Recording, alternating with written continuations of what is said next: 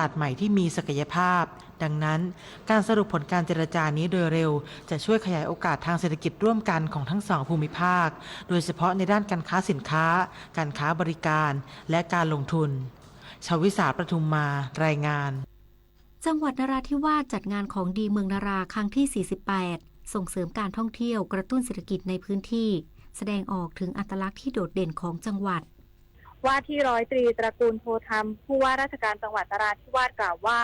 ในช่วงเดือนกันยายนของทุกปีจังหวัดนราธิวาสได้กำหนดจัดงานของดีเมืองนาราโดยปีนี้เป็นการจัดงานครั้งที่ 48 ที่บริเวณสวนสาธารณะเฉลิมพระเกียรติ 6 รอบพระชนมพรรษาหรือสวนร5 อำเภอเมืองนราธิวาสการจัดงานของดีเมืองนาราจัดขึ้นเพื่อแสดงออกถึงความจงรักภักดีและสำนึกในพระมหากรุณาธิคุณของพระบาทสมเด็จพระเจ้าอยู่หัวและพระบรมวงศานุวงศ์ทุกพระองค์อีกทั้งส่งเสริมการท่องเที่ยวกระตุ้นเศรษฐกิจในพื้นที่และแสดงออกถึงอัตลักษณ์ที่โดดเด่นของจังหวัดนราธิวาสซึ่งภายในงานมีกิจกรรมภายใต้ 5 กองงานหลักประกอบด้วยกองงานฝ่ายพิธีเปิดและขบวนแห่ทางบกกองงานวันลองกองงานศิลปาชีพและงานกระจูดกองงานประชันเสียงนกเขาชวาชิงถ้วยพระราชทานและกองงานแข่งขันเรือกอและเรือยอกองเรือคชศรี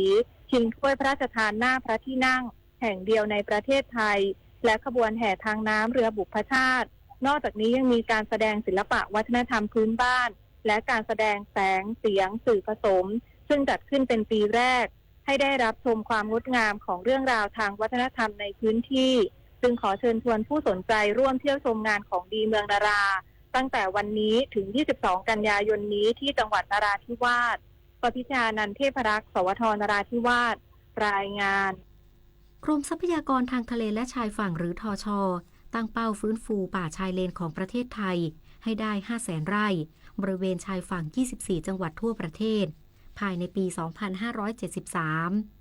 นายปิ่นศักดิ์สุรัสวดีอธิบดีกรมทรัพยากรทางทะเลและชายฝั่งกล่าวว่ากรมทรัพยากรทางทะเลและชายฝั่งหรือทช.และภาคีเครือข่ายป่าชายเลนประเทศไทยได้ทำโครงการขับเคลื่อนภาคีเครือข่ายป่าชายเลนประเทศไทยหรือ TMA ประจำปี 2568 พร้อมลงนามบันทึกความเข้าใจว่าด้วยความร่วมมือเพื่อร่วมกันอนุรักษ์ฟื้นฟูและปกป้องทรัพยากรทางทะเลและชายฝั่งครั้งที่ 3 โดยภาคีเครือข่ายป่าชายเลนประเทศไทยเป็นแพลตฟอร์มกลางที่ทช.เริ่มใช้ตั้งแต่ปี 2567 เพื่อบูรณาการความร่วมมือจากทุกภาคส่วนในการอนุรักษ์และฟื้นฟูป่าชายเลนของประเทศซึ่งเป็นการต่อยอดจากโครงการความร่วมมือระหว่างประเทศที่ผ่านมาคือโครงการป่าชายเลนเพื่ออนาคตพุทธศักราช 2549 ถึง 2561 และพันธมิตรดาวกับประเทศไทยเพื่อป่าชายเลนพุทธศักราช 2562 ถึง 2566 ซึ่ง TMA ไม่ได้เกิดขึ้นอย่างฉับพลันแต่เป็นการต่อยอดจากรากฐานของการอนุรักษ์และความร่วมมือที่มีอยู่เดิมเน้นการฟื้นฟูระบบนิเวศป่าชายเลนอย่างบูรณาการทั้งด้านสิ่งแวดล้อมเศรษฐกิจและสังคมโดยมีชุมชนเป็นศูนย์กลางของการพัฒนาการขับเคลื่อนภาคีเครือข่ายป่าชายเลนประเทศไทยซึ่งจะดำเนินการตามรถแมพ 5 แนวทางหลักคือการอนุรักษ์และฟื้นฟูการวิจัยนวัตกรรมและการนำไปใช้ประโยชน์การให้ความรู้สร้างความเข้าใจและการมีส่วนร่วมของชุมชนการส่งเสริมเศรษฐกิจชุมชนและสุดท้ายการพัฒนากลไกทางการเงินและกฎหมายโดยตั้งเป้าหมายยกระดับพื้นที่ป่าชายเลน 250,000 ไร่ให้เป็นป่าชายเลนสำหรับชุมชนภายในปี 2570 รวมถึงฟื้นฟูพื้นที่ป่าชายเลนไม่น้อยกว่า 500,000 ไร่และบริหารจัดการพื้นที่ป่าชายเลน30%ของพื้นที่ป่าชายเลนคงสภาพครอบคลุมพื้นที่ชายฝั่ง 24 จังหวัดทั่วประเทศภายในปี 2573 ทั้งนี้ในอนาคตยังช่วยสนับสนุนเป้าหมายระดับชาติที่จะบรรลุเป้าหมายคาร์บอนนิวทรัลิตี้และ Net Zero Emission เป้าหมายด้านความหลากหลายทางชีวภาพและการอนุรักษ์และฟื้นฟูพื้นที่ทางบกและทางทะเลด้านศาสตราจารย์สนิทอักษรแก้วประธานกรรมการภาคีเครือข่ายกล่าวว่าการอนุรักษ์ป่าชายเลนเป็นการรักษาความมั่นคงของระบบนิเวศควบคู่กับการพัฒนาเศรษฐกิจอย่างยั่งยืนป่าชายเลนทำหน้าที่เป็นแนวป้องกันคลื่นและการกัดเซาะชายฝั่งช่วยลดผลกระทบจากภัยธรรมชาติและการเปลี่ยนแปลงสภาพภูมิอากาศอีกทั้งยังเป็นแหล่งอนุบาลสัตว์น้ำวัยอ่อนสนับสนุนการประมงพื้นบ้านสร้างรายได้ให้กับชุมชนชายฝั่งและส่งเสริมการท่องเที่ยวเชิงนิเวศปิยาพันธ์ยังเทียน รายงานการปฏิบัติราชการนั้นไม่ว่าจะเป็นงานส่วนใดในตำแหน่งหน้าที่ใดก็ล้วนมีผลต่อชาติบ้านเมืองและประชาชนทั้งสิ้นข้าราชการทุกฝ่ายทุกระดับไม่ว่าจะทำการใดจึงต้องคิดให้ดีให้รอบด้านโดยคำนึงถึงผลที่จะเกิดขึ้นทั้งในระยะสั้นระยะยาวเสียก่อนแล้วปฏิบัติงานทุกอย่างให้ถูกต้องเหมาะสมด้วยสติปัญญาความสามารถและใจที่สุจริตเป็นธรรมพระบรมราโชวาทพระบาทสมเด็จพระเจ้าอยู่หัวเนื่องในวันข้าราชการพลเรือน1 เมษายน 2568การกลับมาของการแสดงโขนมูลนิธิส่งเสริมศิลปาชีพจากวรรณกรรมเรื่องรามเกียรติ์ตอนสัตยาภาลีวานรผู้กล้าหาญจะเกิดอะไรขึ้นกับพวกเขาสู่การแสดงโขนสุดยิ่งใหญ่โดยมูลนิธิส่งเสริมศิลปาชีพวันที่ 6 พฤศจิกายนถึง 8 ธันวาคม 2568 ณ ศูนย์วัฒนธรรมแห่งประเทศไทยเปิดให้จองบัตรได้แล้ววันนี้ที่ไทยทิกเก็ตเมเจอร์ต่อไปรับฟังข่าวต่างประเทศทางการแคนาดาในฐานะประธานกลุ่มประเทศอุตสาหกรรมชั้นนำ7ประเทศหรือ G7 ประจำปีนี้ออกแถลงการที่ระบุว่าที่ประชุมรัฐมนตรีคลังกลุ่ม G7 เห็นพ้องให้เร่งกระบวนการหารือแนวทางการนำสินทรัพย์ของรัสเซียที่ถูกอายัดไว้มาใช้เป็นทุนสนับสนุนด้านการทหารแก่ยูเครนนอกจากนี้ยังหารือเกี่ยวกับดำเนินมาตรการทางเศรษฐกิจที่จะเพิ่มแรงกดดันให้รัสเซียยุติสงครามในยูเครนซึ่งรวมถึงการบังคับใช้มาตรการคว่ำบาตรหรือมาตรการทางการค้าเพิ่มเติมอาทิการขึ้นอัตราภาษีศุลกากรกับสินค้าที่จะเอื้อประโยชน์ต่อการทำสงครามของรัสเซียในโอกาสนี้นายสกอตต์ เบสเซนรัฐมนตรีคลังสหรัฐเรียกร้องให้กลุ่ม G7 ร่วมมือกับสหรัฐในการบังคับใช้มาตรการภาษีศุลกากรกับประเทศที่ซื้อน้ำมันจากรัสเซียอย่างเช่นจีนและอินเดียประธานาธิบดีโดนัลด์ทรัมป์ผู้นำสหรัฐเปิดเผยกับสถานีโทรทัศน์ Fox News ของสหรัฐเมื่อวันศุกร์ที่ผ่านมาที่ระบุว่าเขาเตรียมส่งกองกำลังพิทักษ์มาตุภูมิไปประจำการยังเมืองเมมฟิสรัฐเทนเนสซีเพื่อปราบปรามอาชญากรรมในเมืองแห่งนี้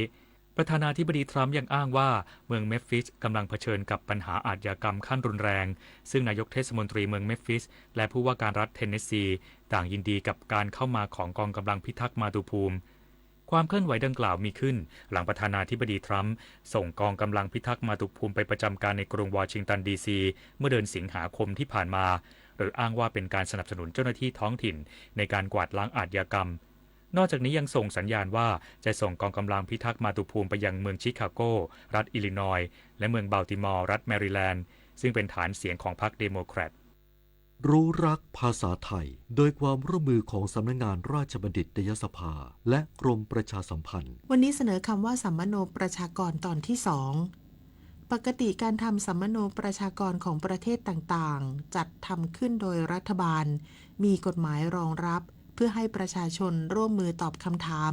และให้ข้อมูลของแต่ละบุคคลตามความเป็นจริงอย่างไรก็ตามคำว่าสัมมโนประชากรนี้ไม่จำเป็นต้องเป็นการนับจำนวนประชากรของทั้งประเทศอย่างเป็นทางการเสมอไป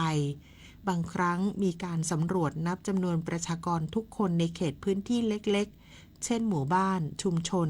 เป็นครั้งคราวตามวัตถุประสงค์เฉพาะ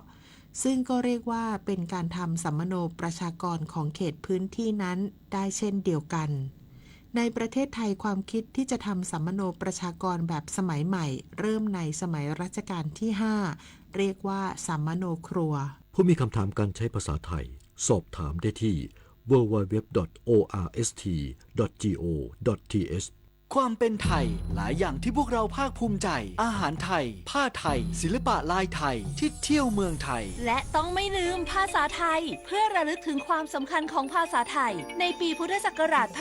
1826 พ่อขุนรามคำแหงมหาราชทรงประดิษฐ์ลายสื่อไทยขึ้นเป็นครั้งแรกให้คนไทยจงเห็นความสำคัญของภาษาไทยซึ่งถือเป็นสมบัติทางวัฒนธรรมอันทรงคุณค่าของประเทศอีกทั้งยังเป็นเอกลักษณ์ทางภาษาที่ควรค่าแก่การอนุรักษ์ให้อยู่คู่ประเทศไทยสืบไป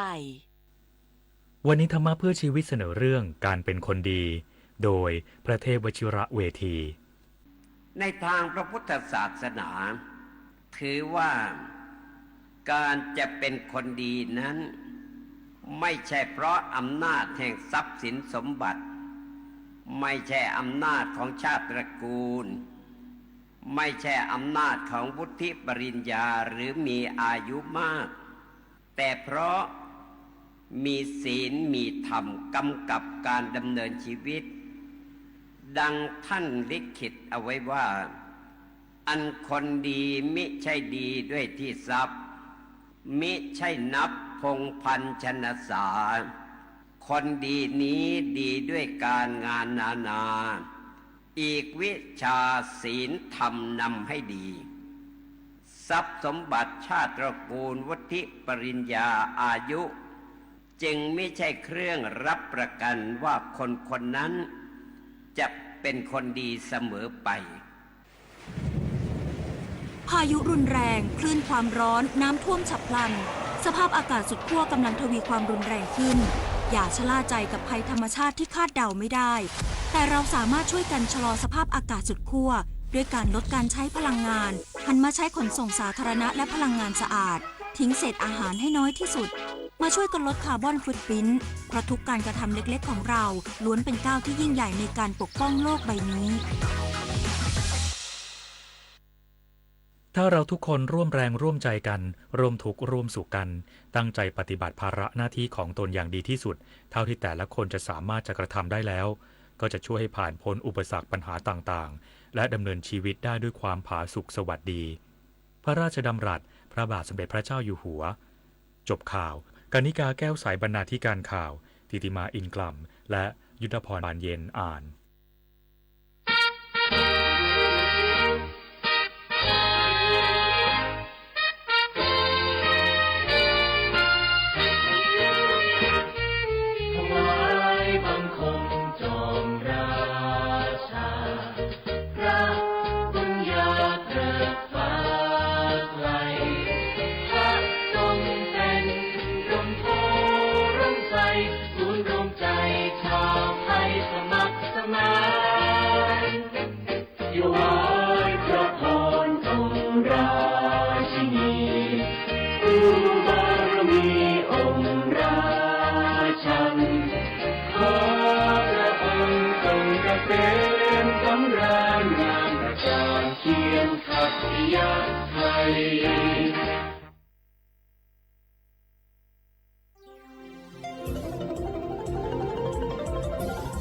วิทยุแห่งประเทศไทย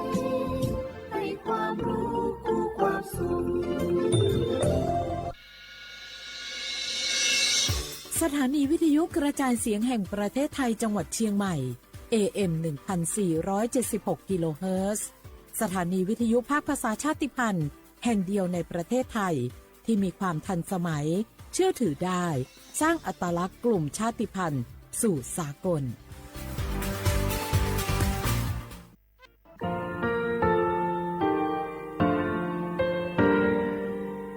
งาคือมีติปิเพกาวิเชแล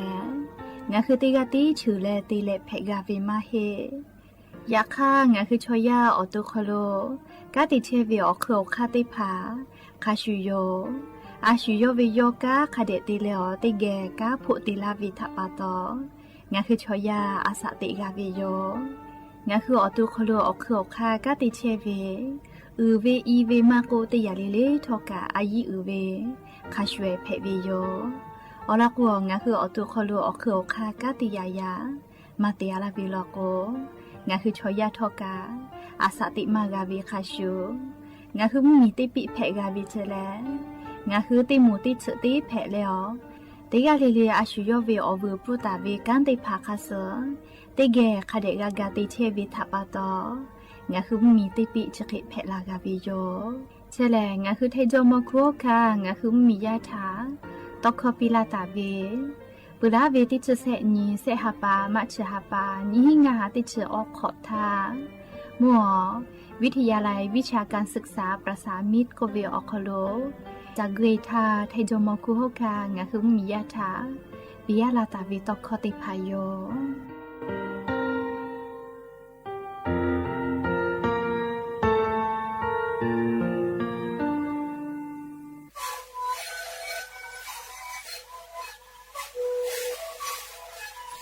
นี่คือมันคือยาแก้เชื้อวีออกข้อชิลและบุคคลตัวคือออกตีจังหวัดที่ไหนเอ็มนาบาเต็งที่โอหาสิบกว่ากิโลเมตรเล่นเลนหลอกเอาพ่อเอายาแก้เชื้อนาลีดูแลได้ชิ้นนาลี เล่นเกิดไปออกยาที่นาฬิกาแต่แล้วก็มาข้าพเจ้าติ้งลีลีและหูคอก็คือดีและเนื้อหูคอก็คือสมองนะคะโบเมดิโด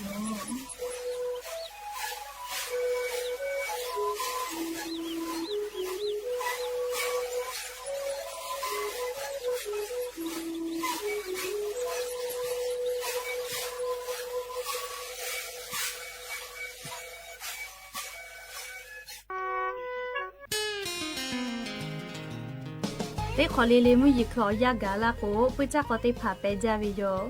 ปุจจาก็แลปุเวลาตาวีอานาติผาแลไขรัวอานานาพือานาเชื้อไวรัสซิก้าอานามาโกโรคปวดคอยุงลายก็เวชติผาปุจจาก็ปุเวลาตาวีอานาเพวิโย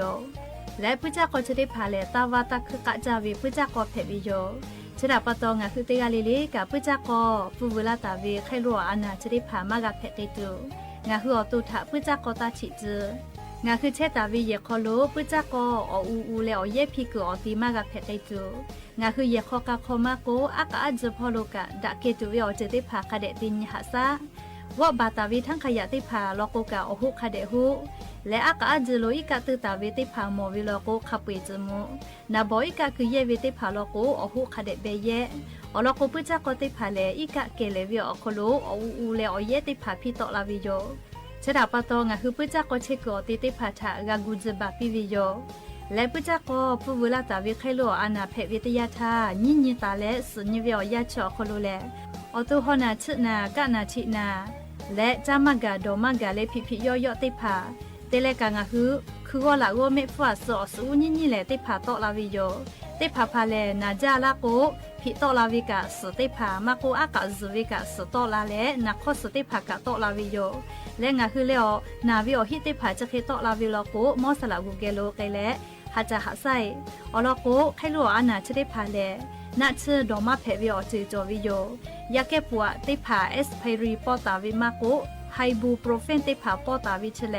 ไคโลอานาเพวิทยาทาดอเลหาซามาเพวินัชโยอลโกนัชจะได้ผาเลอตุคโลสกะติตอลามาตูจติปิวิเจไคโลอานาเพวิทยาทานัชเยอไกเลกะจะหาซาวิโยวิจักกอปุเวลาตาวิไคโลอานาจะได้ผาเลนี่คือนากาและฝาปื้อเวลโกไคโลอานาจะได้ผานี่คือเกโลปุไปตุโย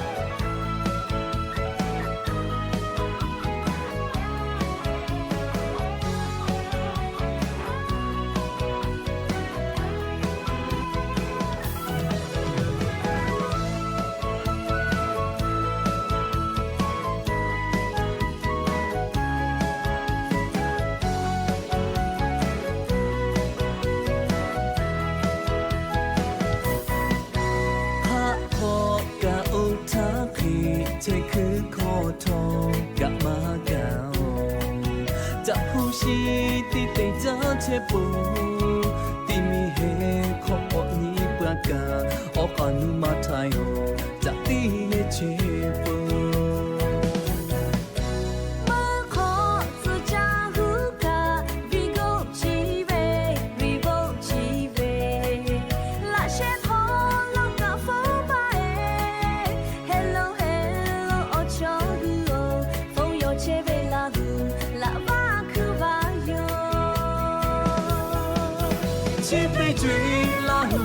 沙家，扎塔追也扎切被熬追，哈地起地路哈雷口下诶，被切不，都哈为托马走，你马路口干嘛搞？陪咖啡陪呀切哦，陪咖啡陪呀走，呀呼啦呼。有为木诺多，切对追拉路呀陪沙家，扎塔追黑扎切为奥追，哈地起地路哈雷口下诶，陪切不，都哈为托马走，你马路口干嘛搞？陪咖啡陪呀切哦。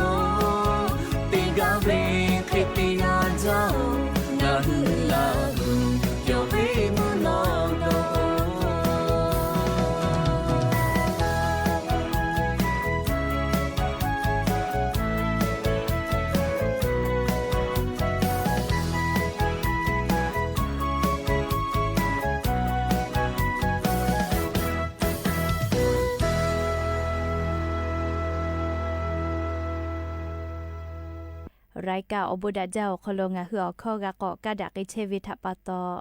อลอเปเลติกาเลเลทะตาอุยอยาวิอคโลละเซจาเลอ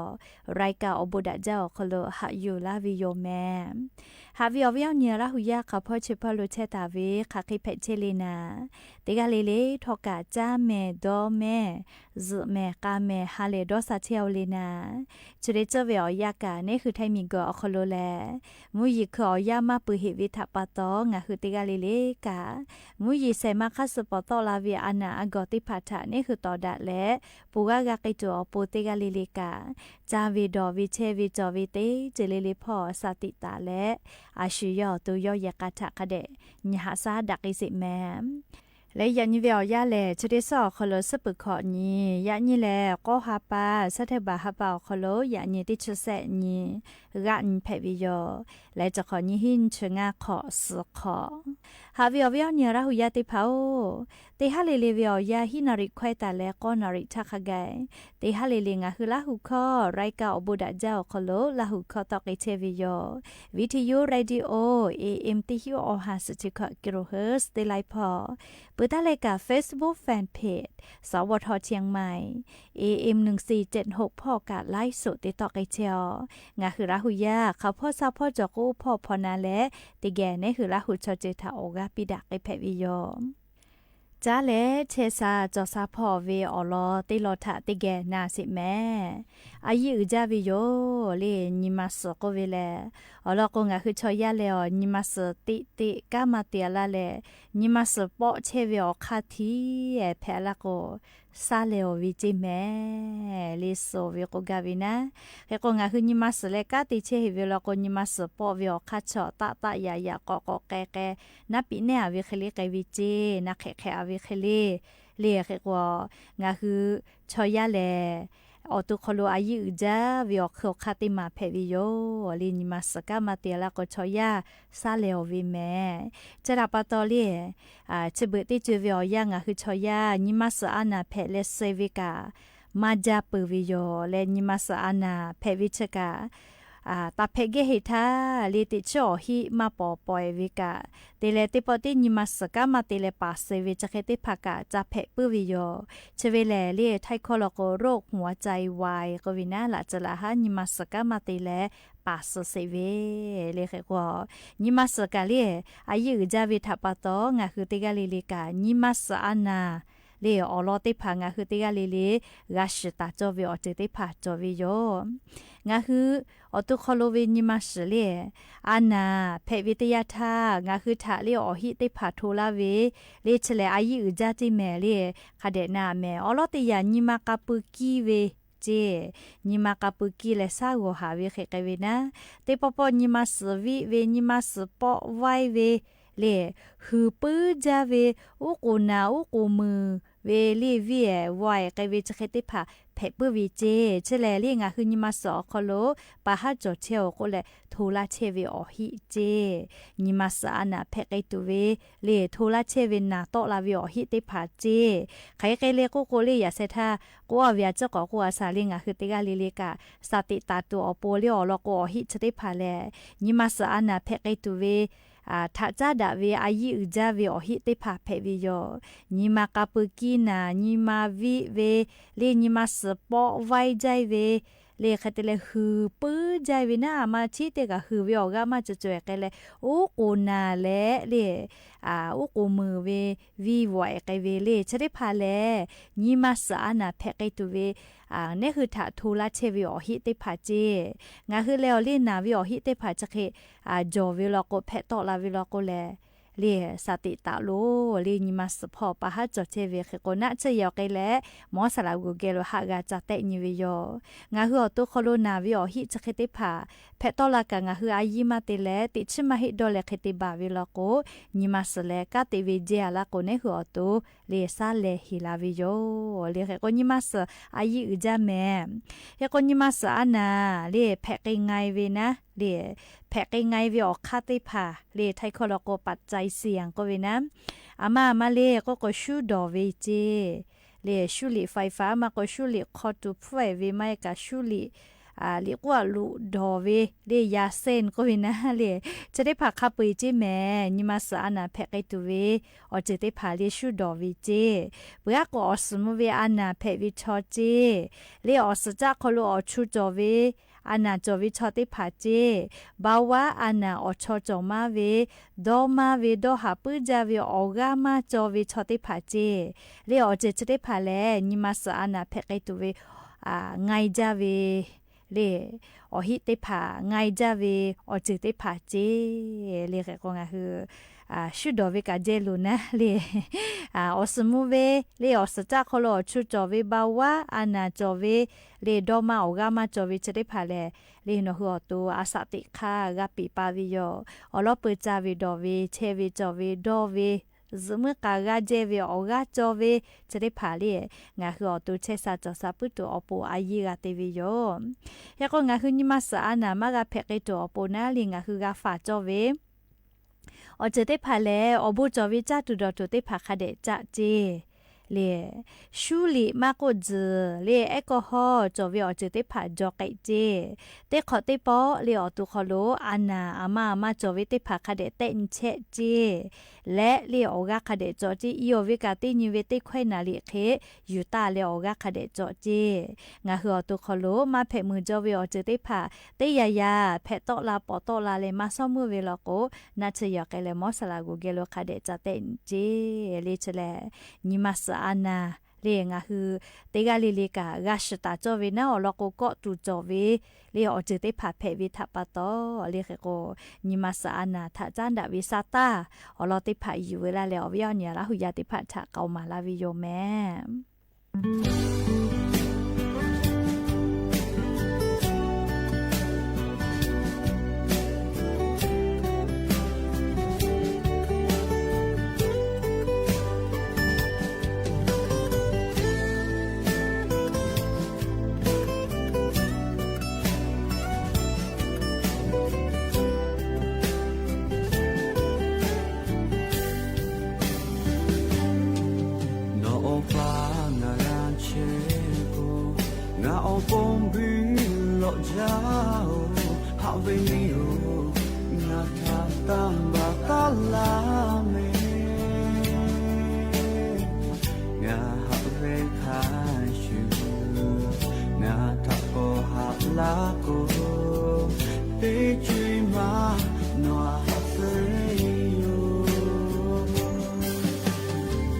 No ngani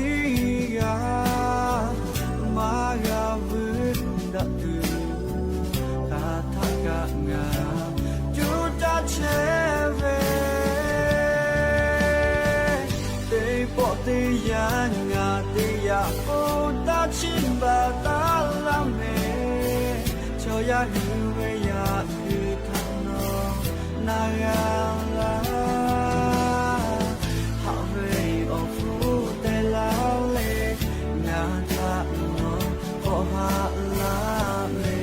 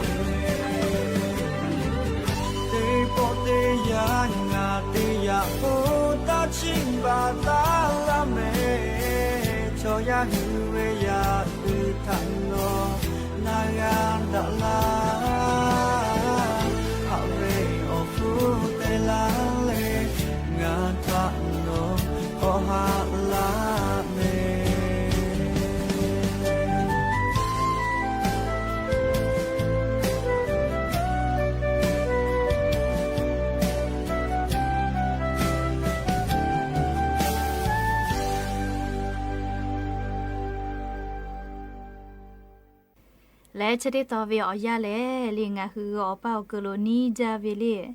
มีเวอเลียวค่ากฎหมายเลียงาคือสิจอเวเลอร้อยติพาอยู่เวลาแลเลียอเวอเนี่ยละหุยาติพาทา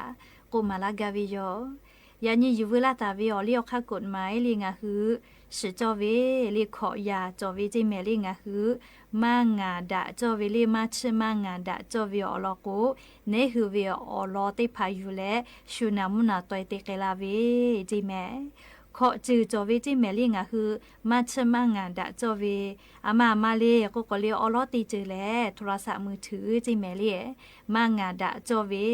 จิเมเลียติเปยงานอเวโทรศัพท์ติเคียก็เลยจะเคติเวกามาตีจอเวจิเมลีมางาดะจอเวจิเมลีโทรศัพท์มือถือเลยถือตีเลโทรศัพท์นี่ปีเลลียอเวแบตเตอรี่ปืนเลติปืนอาจจะโทรศัพท์เตียก็เลยนี่คือมือดาวิชอมาเฮลก็เลยปีดามาแพะเอาละกูโทรศัพท์มือถือออกคอโลเลลีพูกาอุกะติเข้าจอวิโยเลยนี่คือวิโอรออายุเวเลยติจือเลกับโทรศัพท์มือถือออกคอโลจอวิแม่เลยฟูบะฟูดาเวกาลีชเบิดแลธนาคารจะมาเกลแมลีโทรศัพท์มือถือออกคอโลเจติงคือฟูดาวิโยเฮโกแลลีโทรศัพท์มือถือออกคอโลแลลีคือวิออโตออลอลีอายุเวติจือเลกาลีโทรศัพท์มือถือออกคอโลจอตาวิโยจะถาปาตอลีโทรศัพท์มือถือแลอายุจะแม่ลีชุทางาปีมาแพลีหรือเลยกางาคือเวโทรศัพท์มือถือออกคอลูชูลูลาเลน้ำนาตัวมากาติเยตัวอโปนะเลยงาคือ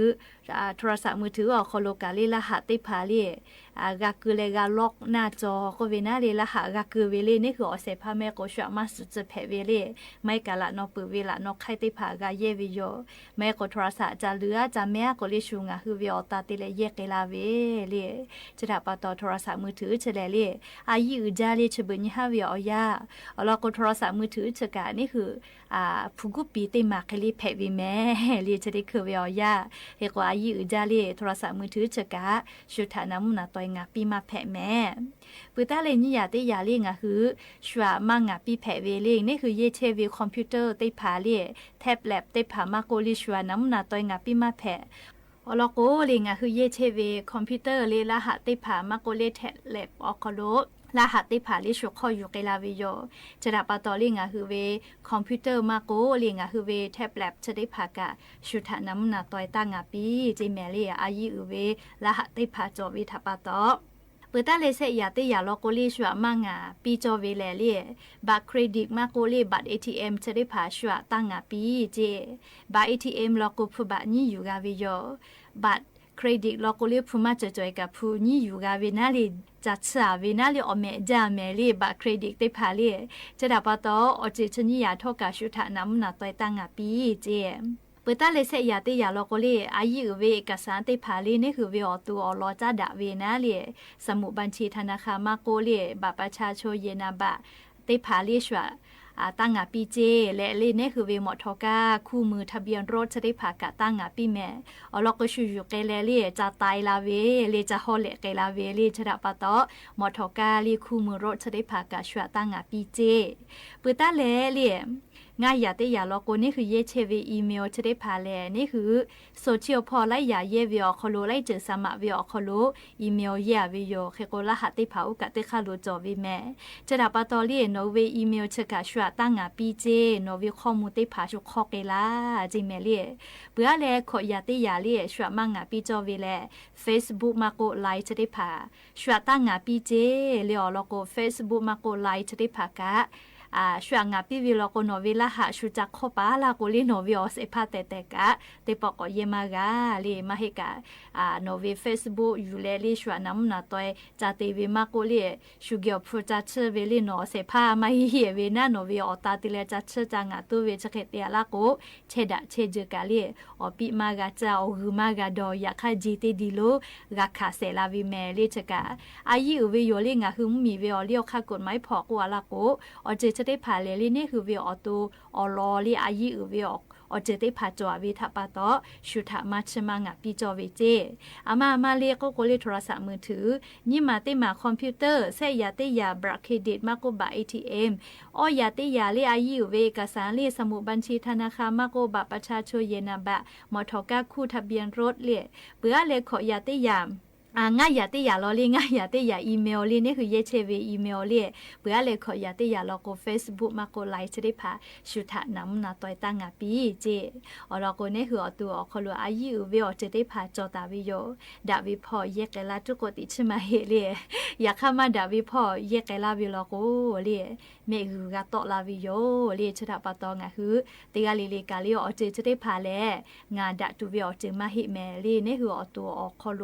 จอตาวิข้อมูลอายุวิอเจติผานี่คือวิอตาติเลชูเยกกาวิทัปะตอชุทะตั้งปีจิเมลิชกะยูเวลาแลงาคืออาสติกอคโลเลชกสจอเวอายุเวกฎหมายงาคืออปาโลนีเวลอติผาลียูเวลาแลลีอวิอเนราหุยาติผาทะชิลาวิโยแม่และอย่าเพื่อให้ติปอชิลากาลาตุเวอลอติผาแลจะคิไม่จะได้โยแม่ลูลาเลกะพอนาเลอกะปิลาเชเวงะคืออวิอเนราหุยาติกาเลเลอบูจาแม่ติกาเลเลกาซึแม่กะแม่เชซาจอซาฮาเลดอซาปิแม่บายบีบายตาลายบายลา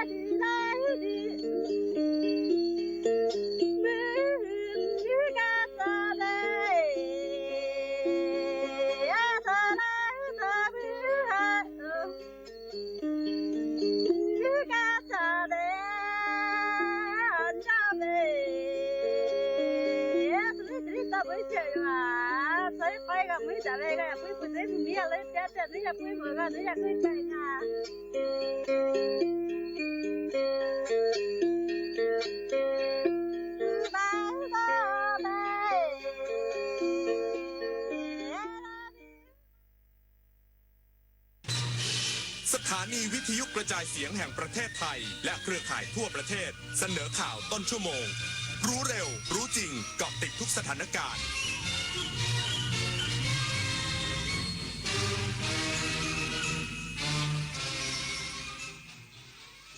รับฟังข่าวต้นชั่วโมง 21 นาฬิกากับยุทธพรบานเย็นครับ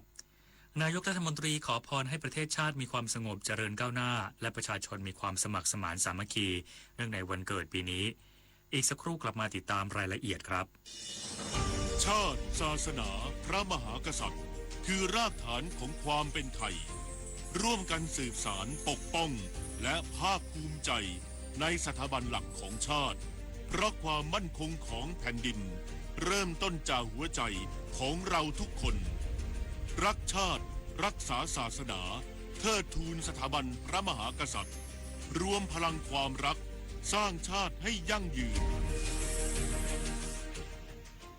เอาถอยไปหน่อยเห็นไม่ชัดอ่ะเห็นไหมคะถอยนิดนึงเห็นหรือยังคะ อีกนิดนึงได้ไหมโหมองการไกลเชียวนะคะอายุที่มากขึ้นมาพร้อมกับปัญหาความเสื่อมของดวงตามายืดเวลาดวงตาสุขภาพดีด้วยการมันสังเกตอาการผิดปกติรับประทานอาหารที่มีประโยชน์สวมแว่นตากันแดดไม่อยู่กลางแจ้งและตรวจสุขภาพดวงตาเป็นประจำทุกปีใส่ใจดูแลรักษาดวงตาเพื่อมองดูโลกอันสดใสไปอีกนานเมื่อเราก้าวทันเราต้องรักษาพัฒนาและส่งเสริมผลประโยชน์เพื่อความก้าวหน้าสู่ยุทธศาสตร์ที่สำคัญเราพร้อมผลักดันกิจกรรมเชิงรุกที่สร้างสรรค์ในทุกมิติรวมทั้งสร้างสรรค์ความเข้มแข็งในภูมิภาคที่มีอาเซียนเป็นศูนย์กลางเราสนับสนุนการส่งเสริมและเชื่อมโยงในเวทีเจรจาการค้าการลงทุนเรารักษาสันติภาพเสถียรภาพความมั่นคงและความมั่งคั่งประชาคมอาเซียนประชาชนเป็นศูนย์กลางเราไม่ทิ้งใครไว้ข้างหลังเรามาเชิญชวนทำกิจกรรมเดินวิ่งการกุศล9ด้วยธรรมครั้งที่9ครับซึ่งจะจัดขึ้นในวันที่9พฤศจิกายนนี้มาร่วมกันเยอะๆเพราะว่าเป็นสิ่งที่ดีมากๆช่วยเหลือโรงพยาบาลทั้ง19โรงพยาบาลก็มาร่วมวิ่งทำบุญกันเยอะนะครับติดตามที่เพจ9ด้วยธรรมนะครับดูรายละเอียดมาสมัครมาร่วมกันได้ครับเรามีวิ่งกัน2ระยะมี5กิโลแล้วก็ 10.5 กิโลสามารถร่วมบุญกันได้ค่ะก็อยากให้ทุกคนเนี่ยมาวิ่งมาร่วมทำบุญมาสนุกกันเยอะๆนะครับ นายกรัฐมนตรีขอพรให้ประเทศชาติมีความสงบเจริญก้าวหน้าและประชาชนมีความสมัครสมานสามัคคีเนื่องในวันเกิดปีนี้พร้อมจะเดินหน้าทำงานเต็มที่นายอนุทินชาญวีรกูลนายกรัฐมนตรีเปิดเผยในโอกาสครบรอบวันเกิด59ปีในปีนี้ว่าได้ขอพรให้ประเทศชาติมีความสงบและเจริญก้าวหน้าประชาชนมีความสมัครสมานสามัคคีกันซึ่งได้ขอพรเช่นนี้มาโดยตลอดแต่วันเกิดปีนี้แตกต่างจากทุกปีเพราะจะต้องทำงานหนักด้วยภารกิจรับผิดชอบที่มากขึ้นและยืนยันว่าจะทำอย่างเต็มที่สำหรับบรรยากาศที่พรรคภูมิใจไทยมีบุคคลสำคัญทั้งแกนนำพรรคภูมิใจไทยอาทินายชาดาไทยเศรษฐ์นางสาวสาบิดาไทยเศรษฐ์นายสุประชัยใจสมุทรและแกนนำพรรคร่วมรัฐบาลอาทินายสุชาติชมกลิ่นแกนนำพรรครวมไทยสร้างชาติร้อยเอกธรรมนัสพรหมเผ่าประธานที่ปรึกษาพรรคกล้าทำนางนฤมลพินโยสินวัฒน์หัวหน้าพรรคกล้าทำนายธนกรวังบุญคงชนะรองหัวหน้าพรรครวมไทยสร้างชาติเดินทางมาร่วมอวยพรนายอนุทินชาญวีรกูลนายกรัฐมนตรีเนื่องในวันเกิดโดยบรรยากาศเป็นไปอย่างชื่นมื่นนายอนุทินยังเปิดเผยถึงความคืบหน้ารายชื่อคณะรัฐมนตรีโดยคาดว่าจะนำขึ้นทุนเกล้าทุนกระหม่อมได้เร็วๆนี้ซึ่งขณะนี้รายชื่อทั้งหมดได้นำส่งไปตรวจสอบคุณสมบัติและมีบางส่วนทยอยส่งกลับมาแล้วโดยกระบวนการตรวจสอบดังกล่าวเพื่อต้องการทำให้เกิดความชัดเจนและเกิดความมั่นใจว่ารายชื่อที่ส่งไปไม่มีปัญหาต้องยอมรับว่าในระยะหลังมีการอ้างอิงตามคำวินิจฉัยของศาลรัฐธรรมนูญเรื่องของจริยธรรมจึงต้องมีการสอบถามไปยังหน่วยงานที่เกี่ยวข้องเพื่อไม่ให้ขัดต่อรัฐธรรมนูญย้ำว่าทุกอย่างเป็นไปตามกรอบเวลาที่ตั้งไว้นายอนุทินยังกล่าวถึงรายชื่อของผู้ที่จะมาดำรงตำแหน่งรัฐมนตรีว่าการกระทรวงยุติธรรมโดยขอให้ทุกอย่างเรียบร้อยจะเปิดเผยหมดทุกอย่างขณะนี้ส่วนใหญ่ลงตัวหมดแล้วทุกกระทรวงส่วนกรณีที่พรรคประชาชนตั้งคำถามว่าผู้ที่จะมาดำรงตำแหน่งรัฐมนตรีว่าการกระทรวงยุติธรรมมีความสัมพันธ์กับทางจังหวัดบุรีรัมย์มองว่าทุกคนมีความสำคัญและมีความสัมพันธ์กันหมดเช่นเดียวกับตำแหน่งรัฐมนตรีช่วยว่าการกระทรวงกลาโหมยืนยันว่ามีความจำเป็นแต่จะเป็นบุคคลใดขอให้ทุกอย่างเรียบร้อยก่อนชวนันท์มาลี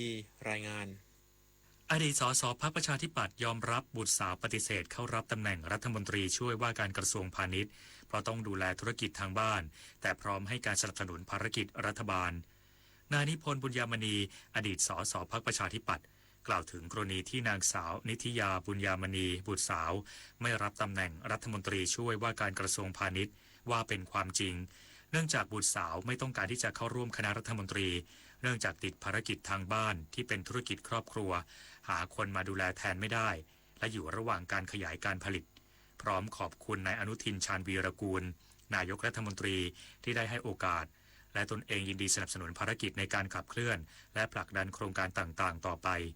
พร้อมกันนี้ยังกล่าวว่าไม่มีการส่งคนอื่นมาแทนบุตรสาวรวมถึงนายสันเพชรบุญยามณีสสสงขลาพรรคประชาธิปัตย์บุตรชายก็ไม่รับตำแหน่งดังกล่าวเช่นกันจังหวัดแพร่จัดงานศาลศิลป์ถิ่นเมืองรองซอฟต์พาวเวอร์แพร่เชื่อมโยงเส้นทางท่องเที่ยวกับวัฒนธรรมท้องถิ่นสร้างมูลค่าเพิ่มทางเศรษฐกิจจากทุนทางวัฒนธรรมนายอนันต์ศรีแดงผู้อำนวยการการท่องเที่ยวแห่งประเทศไทยสำนักงานแพร่กล่าวว่าททท.สำนักงานแพร่ได้ร่วมกับสำนักงานวัฒนธรรมจังหวัดแพร่สภาวัฒนธรรมจังหวัดแพร่และสภาวัฒนธรรมอำเภอรองจัดกิจกรรมศาลศิลป์ถิ่นเมืองรองซอฟต์พาวเวอร์แพร่เพื่อพัฒนาเส้นทางการท่องเที่ยวเชิงสร้างสรรค์ในพื้นที่อำเภอรองโดยอำเภอรองเป็นแหล่งท่องเที่ยวทางวัฒนธรรมที่มีความโดดเด่นมีอัตลักษณ์วิถีถิ่นที่น่าสนใจซึ่งกิจกรรมภายในงานจะเป็นการประชาสัมพันธ์และนำเสนอสินค้าและบริการด้านการท่องเที่ยวของชุมชนอาทิกิจกรรมเวิร์กช็อปอาหารถิ่นกิจกรรมนั่งรถรางนำเที่ยวเส้นทางแหล่งท่องเที่ยวทางวัฒนธรรมก่อให้เกิดรายได้จากการท่องเที่ยวสู่ชุมชนจังหวัดแพร่ทำให้จังหวัดแพร่เป็นเมืองน่าเที่ยวที่มีศักยภาพต่อไปธนชัยสุวรรณการสวทแพร่รายงานจบข่าวยุทธพรบานเย็นอ่านรับฟังข่าวครั้งต่อไปเวลา 22 นาฬิกาครับติดตามข่าวที่นำเสนอไปแล้วได้ที่ www.thainews.prd.go.th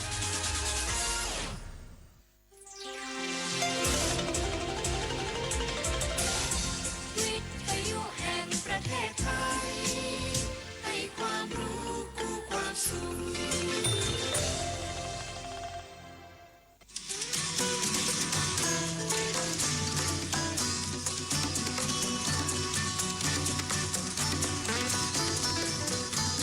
บนเส้นทางของถนนสายนี้เรามีบทเพลงเพื่อชีวิตดนตรีกวีศิลปะวัฒนธรรมวิทยุแห่งประเทศไทยให้คว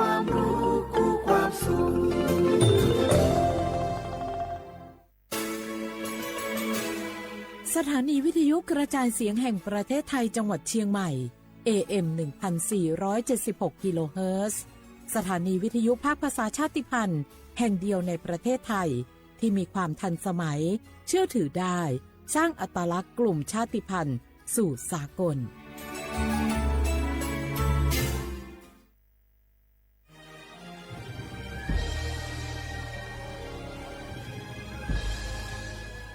เกิดเป็นคนไทยเติบโตบนผืนแผ่นดินไทยจงภูมิใจในความเป็นไทยชาติไทยเรานั้นนับเป็นชาติที่มีความเป็นมาเก่าแก่ยาวนานเรามีภาษาวัฒนธรรมและมีสิ่งต่างๆที่เป็นเอกลักษณ์ให้เราได้ภาคภูมิใจในความเป็นคนไทยเราควรเห็นคุณค่าและมีความรักชาติหวงแหนแผ่นดินอันเป็นมรดกของบรรพชนร่วมภาคภูมิใจในความเป็นไทย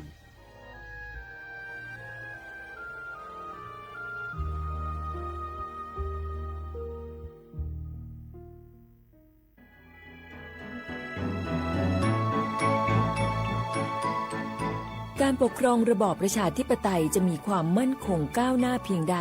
ขึ้นอยู่กับการที่ประชาชนในชาติรู้จักสิทธิเสรีภาพทำหน้าที่ตามความรับผิดชอบและมีคุณธรรมเมื่อมีความคิดเห็นที่แตกต่างเราจึงต้องเรียนรู้และแก้ปัญหาไปด้วยกันด้วยความสามัคคีปรองดองของคนไทยทั้งชาติเพื่อก้าวสู่ประชาธิปไตยที่มั่นคงรู้สิทธิรู้หน้าที่ตามวิถีประชาธิปไตย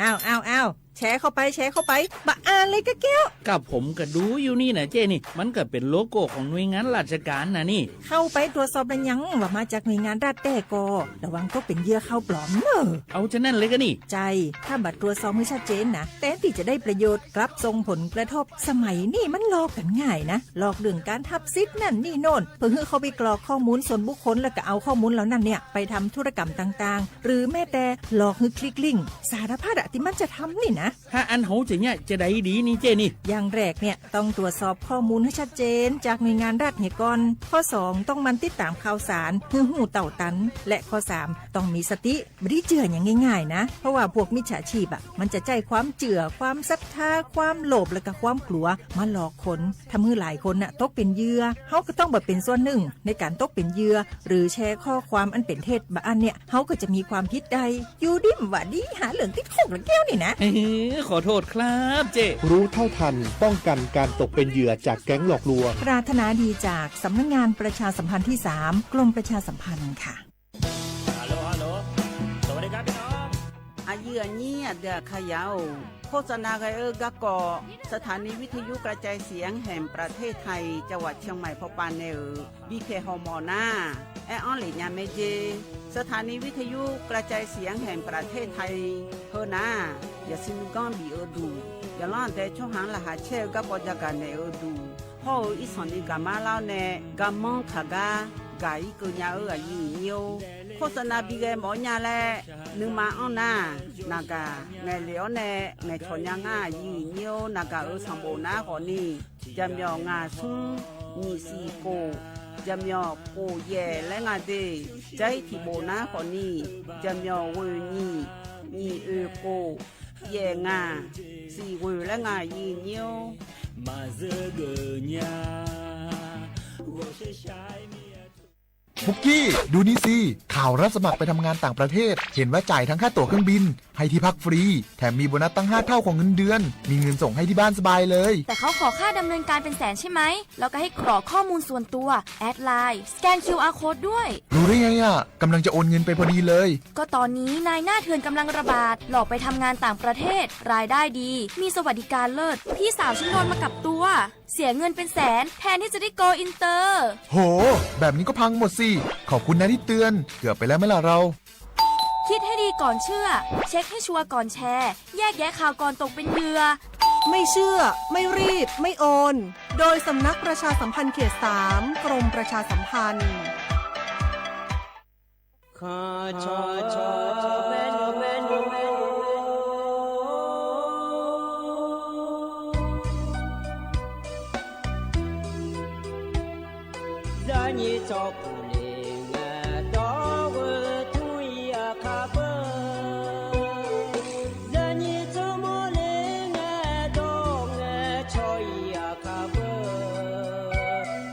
错怕嘛是做茶路的那一辈，什么个那嘛是过来呀一辈，困难嘛是那错来嘛就来啊接，嘛是老不咋啥啦嘛就啊接，困难嘛是。错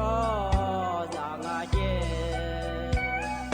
马西拉那不米啊，错让阿姐。云西拉有哈错命，西拉个那呀有哈错哈命，高云你呀，我有错错命，土雷云呀都命，莫雷错错路。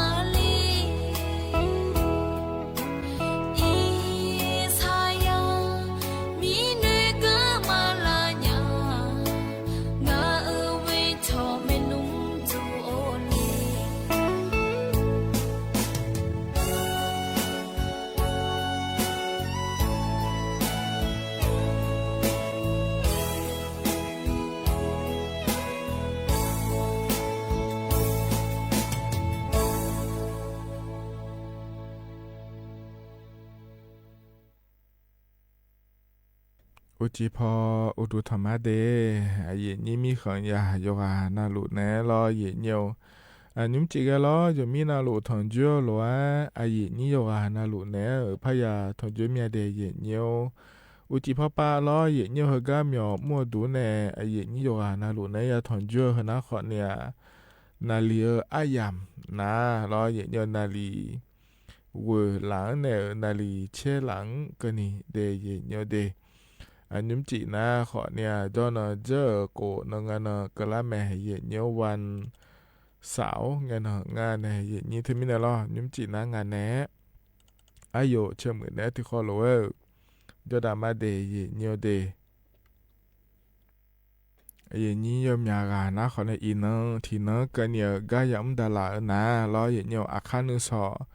นะขอเนี่ยรอนาอายามฉลาแม่เยเนี่ยจอนเงินและแอถาหลวะลอเลเยนี้ถึงมิเนอาคานุสอกดูนะขอเนี่ยกนายานาเมเดเยนี้คลียากุดอนะขอเนี่ยอาคานุสอกุลงซาอายามฉลาแม่เยเนี่ยลออยู่หายาลออยู่หายมาลอเสือเนี่ยกุลงซาเลญาแม่เยเนี่ยฉลาเนี่ยดอเมกายาจอกเลียผายลอเยเนี่ยอยู่หายยี่ละคุอยู่มีญาผายและเดเยเนี่ยเดยุมจีเกที่ขอรู้แล้วจอดามาเยเนี่ยรอเยเนี่ยเราอยู่จอนะรู้เยเนี่ยรู้เฮกาเมียวมัวดูเฮนะขอเนี่ยสถานีวิทยุกระจายเสียงแห่งประเทศไทยจังหวัดเชียงใหม่สำนักงานประชาสัมพันธ์ที่3รอเยเนี่ยนะขอเนี่ยเยเนี่ยนะถอนจัวเฮนะรัฐบาลก็รอเยเนี่ยเธอเยเนี่ยอาเดือนตาดอในจากการอากาศดันเอเดเยเนี่ยเดเพราะในเธอแต่มาเงอเราเลยเนี่ยก็ต้องเชื่อก็แม่อยู่มุจชาโดแม่อาเดืออาขาก็แม่เราก็พอในจะกะอากาศด้านนั้นเนี่ยบิสิบิกามาเยเนียวหน้าเอ็นยูรัฐบาลเขาปากาแล้วก็ไงอาเดือไทยมีของหลักคุยนะล้อเยเนียวเธอก็เนี่ยรัฐบาลยอสื่อผ้าเนี่ยก็มั่วอายามหลักคุยและหลูแม่เดเยเนียวเดอาเดือเนี่ยมันติยอสื่อดอลลาร์แม่เยเนียล้อนะขอเนี่ยในอนุทินชาญวีรกุลและแม่ในเยนี้เดือไทยมีของสมเชษเนียที่อายาเกือเนี่ยรอเยเนียกะมัวและแหลมหลูแม่เดอินุมนะขอเนี่ยแต่ก็รัฐบาลยคณะรัฐมนตรีปากะตอนเนี่ยหลัวเนี่ยรอคณะรัฐมนตรียสื่อโดเลกาดอลูงาเทเยเนียรอถึงมีในเฮกะก่อนละคือรอคันงาที่ปพจะกะกะปนในญาเยเนียมินอุจิปาขอเนี่ยจะกะได้เนี่ยมาขอนี้ที่นำมานะหากเกิดจ่อนะขอนี้กาเกิดพายเฮก็ก่อมือเมื่อที่โปแล้วพระจักรอากาศด้านไหนนาเดเยเนียวเดก็รัฐมนตรียศิอปาก็ดูนะขอนี้ก็ยอมมารัฐมนตรีนายกรัฐมนตรีมากุลามีนายรอเธอก็ลาบาดีอายามละคุยรอสงายาวกาที่เขาโลกุมนาลาบาดีอายามละคุยสุ่มมาสุ่มมุจงอาเยเนี่ยเราอยู่หือแล้วรอพรรคเพื่อไทยพรรคประชาชนให้ในพรรคภูมิใจไทยและคุ้งอาเทเยเนี่ยรอนะแต่ก็พรรคเพื่อไทยพอปะพรรคประชาชนเขาในพรรคภูมิใจไทยและคู่ปะก็ดูนะยังไงช่องเธออย่างเงี้ยเธอเนี่ยรัฐบาลไปยังเกิดเลยนะรอแต่ก็พรรคประชาชนปะอนุทินในเวลากูไม่อาลาบาดีเนี่ยรอรัฐบาลไปเกิดเลยนะงานมาเนี่ยรู้รู้เกิดได้ยามาโลเดี๋ยว อย่าจังก็ดูงานแล้วยังชอจีนะเกิดอามาเดและหรือว่ารอดูเลนเนี่ยรอภาษาอย่างเงี้ยนะพรรคประชาชนป่าก็ดูนะขอเนี่ยพรรคภูมิใจไทยและขั้วป่าอาราบาดีเนี่ยในอนุทินชาญวีรกูลแล้วในยุคเกิดมาเดและหรือว่านัทโลยเกิดงานไทยเนี่ยจะมีเนี่ยก็นะแม่หัวป่ารอบลาสีอายามละคุยยังมึงพายจันทนายาหอดังงาเดยเนียเดอายเนี่ยยี่มายี่มูยอค่ะรอเยเนียชอเนี่ยชอถามนะขอเนี่ยบลาสีละคุยจะนลุมึงเดียจีเนี่ยรอชอการยุสภาและหัวไทยเนี่ยรอเลือดใต้อย่าจังพาเดและถาลัวเปลี่ยนเลยยังงาลัวโยงาโลและรอเยเนียแต่การยี่มันยี่มูในไงถาลัวเปลี่ยนเลยยังงาโลและจันทนายหอนยาแม่น่ารอภาคภูมิใจไทยว่าป่ารอในอนุทินชัยเวลากว่าปในนายกรัฐมนตรีกาเดือไทยมีของหือลาเมื่อลานี่รอเยี่ยมได้อย่างงาแล้วขอเนี่ยชอนเทนรอขอญาแต่เฮก็พอในจักรอากาศด้านในบิสิบิกามาเดถึงมีเนี่ยเยี่ยมเกินนะขอเนี่ยอาซัวรออเกมาอเกมูนายกรัฐมนตรีเกิดล่ามาข่าวรอเฮก็มีดูเฮนะขอเนี่ยรัฐบาลกักคือขากันรัฐบาลมีมีเนี่ยอาซัวนายกรัฐมนตรีเกิดล่าขอเนี่ยรัฐบาลกักเกาะเยี่ยมจักรอากาศด้านในบิสิบิกามาเดเยี่ยมเดงานที่ขอร้อยเจ้าดามาเยี่ยมเฮก็เนี่ยนะเยี่ยมอันเนาะจะแม่จักรด้านเนี่ยมาเดเยี่ยมเดยุมจีเฮกาเยี่ยมนะทอนจ่อรอเดียอาคาอันเนาะนะเยี่ยมยาที่นอนฉลางเดเยี่ยมบาลาสีนะขอเนี่ยเวสีอาขอนะเซที่ขอเดเยี่ยมไทยอันนั้นอินาวันเสาร์รอเยี่ยมอันนั้นอันนั้นเชซุมบาลาสีนะรอเยี่ยมกันยายนและขั้วสีเดอาขอนั้นยิพังอายาโกเชยเยี่ยมเฮนะขอตัวลาโตเยี่ยมนะทอนจ่อยุมจีอายามละขั้วเดงานนี้ก็แลมถามมาจากการในมีนายล้อดอชาติบิมแล้วพระบินหาดามาเยี่ยอันนี้บุยูในชาดอชาเดเยี่ยเดที่ขอร้อยนะหาเบียดามา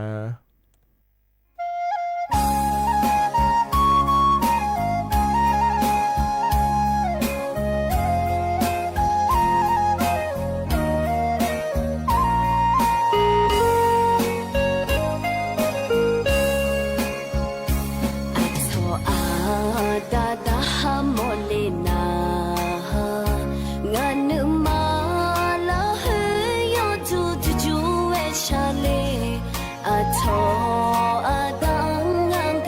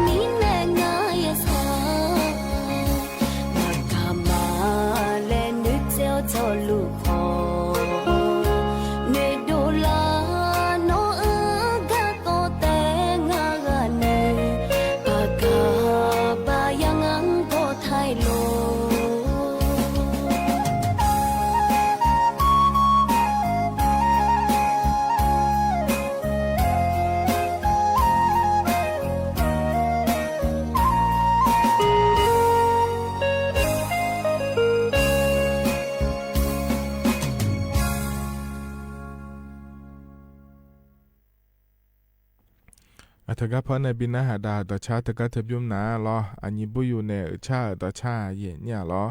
นาหาเบียวดูโยหานาหรือว่าเดเย็นเนียวจนละปาลาในนาหาล่าเย็นนี่โยหานาหรือว่าดูธรรมะเดมาเข้าไปในนาหาแม่ลอเย็นเนียวตกะเฟบัวไปในนาหาแม่ลอยิมจีนาจนเจอกวนงานก็ล่าหรือว่ายอมยานะขอในขั้นสองวันยานาแม่เย็นเนี่ยถึงไม่ในยอยายอยพอมาเสือในทุกคนเลยจนเนี่ยนะฮะได้ยาแม่เดเย็นเนียวเดเย็นเนียวสุดท้ายจุดนั้นเงี้ยเนี่ยยาเอ็นเนี่ยหรือว่ารอเย็นเนียวอินยุมนาเดือไทยมีของละคนนะรอเย็นเนียวรัฐบาลพาอย่างมันละคนฉลาดแม่เย็นเนี่ยเราถึงก็เจริญเงี้ยเย็นเนียวนะรู้ในยาสินยาหรือว่ารอเย็นเนียวรัฐบาลยกหุ่นนะและยกหุ่นได้ก็งานไทยเย็นเนี่ยยุ่งเดือไทยมีของเฮในรุ่มตีมาโจมีนะรอเย็นเนียวมาโจก็ดูนะขอในนางสาวแพทองทานชินวัตรอภุบาเราเจริญเงี้ยเดือในรุ่มตีเกิดถึงก็สารรัฐธรรมนูญและคู่อปานเนรอเย็นเนียวถึงก็อยู่มาดูให้ในหุ่นเซนในเงี้ยโฉเราหุ่นเซนนะเบอร์ถึงก็กัมพูชามีของอายุเกิดถ่ายและยังงานในนี้เฮนี่มีของยกขาก็ก่อนนักที่เขาเรียกเงี้ยโฉเฮมาฉางงาเดแล้วทุกเจเนอรอ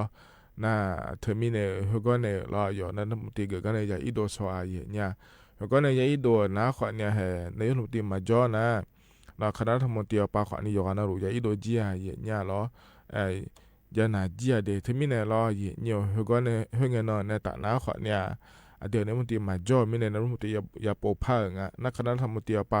ยุ่มเดือนไทยมีขนาดคุยรู้เหรอรอเธอตอนเท่าและงานไทยเนี่ยคณะธรรมติในมุติยสื่อมาโดลายอขาเราคุยและงานในอย่างนี้นั่นถือก็เจริญเงี้ยรอเนี่ยเดือนในมุติปีจอในก็ปียาก็ดูเดแล้วสสรสมาชิกสภาผู้แทนราษฎรและคู่เธอรอเนี่ยงายากรอยาชอเชพังเดือในรัฐมนตรีพอปากระดูนาลอยเนี่ยน่าชอเชพาโดเล็กเนี่ยนะขอเนี่ยอาลาบาดินชอนามาเชยามยานะขอเนี่ยนายอนุทินชาญวีรกุลลอยเนี่ยจะละเงี้ยเราเดือถ่ายมีคนสัมผัสนะขอในสมบูรณ์คาแล้วเนี่ยเดือในรัฐมนตรีพอปากระดูนะขอเนี่ยนายอนุทินชาญวีรกุลนายรัฐมนตรีบิ๊กเกอร์แมเดย์เนี่ยเดขอเนี่ยยุ่มเรา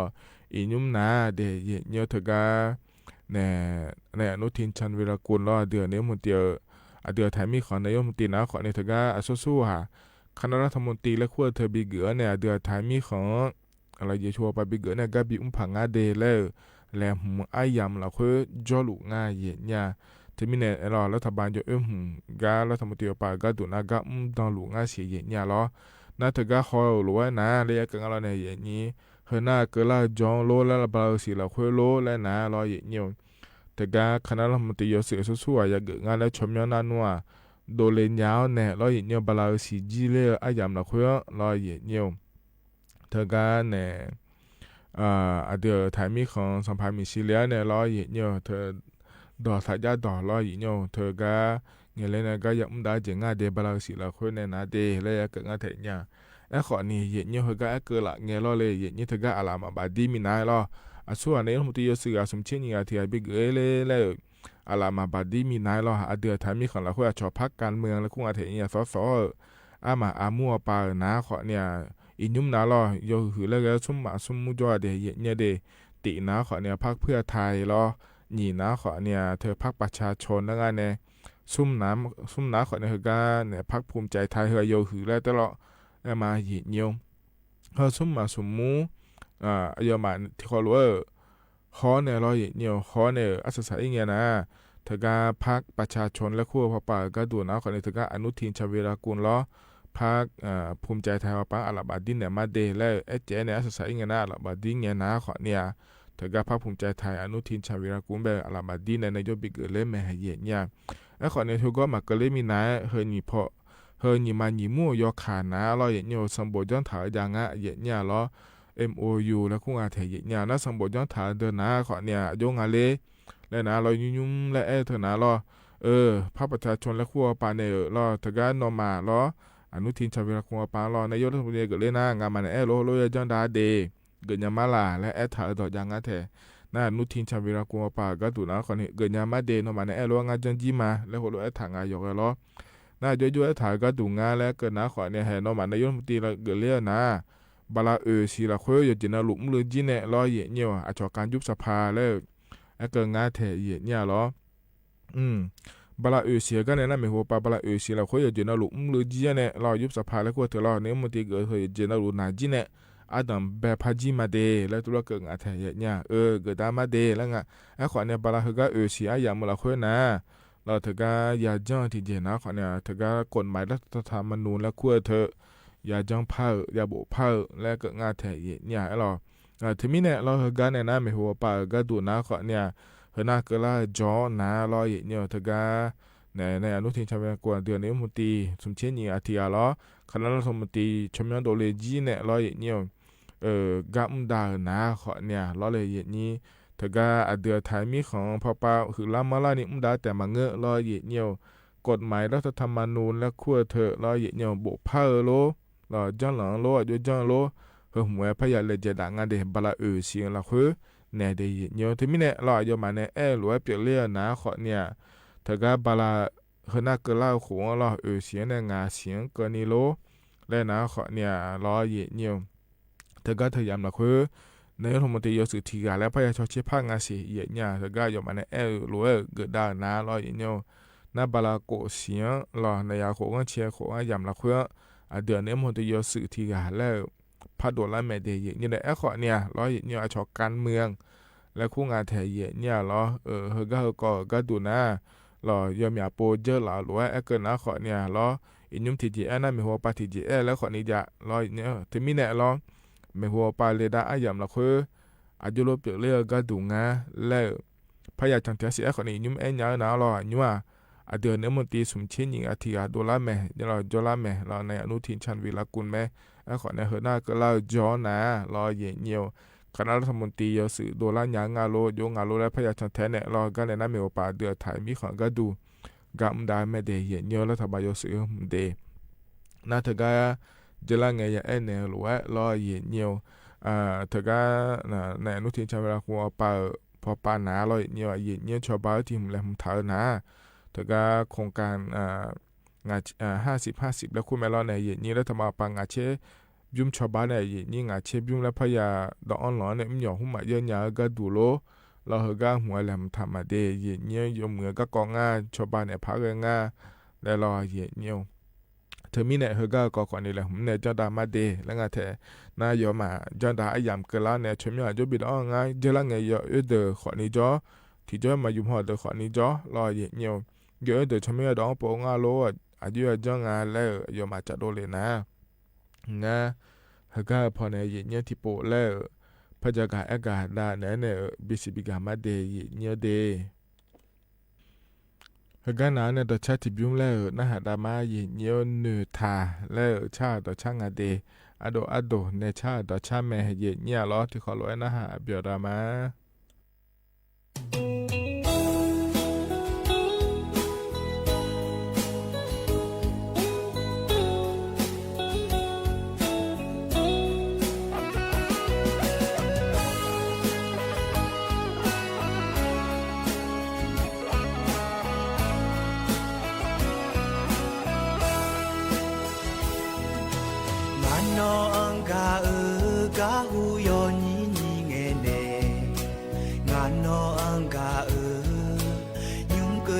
ลูเลงาเดลีเฮซีโนทีกาอังเตงากาทีกานาทีกามังเอ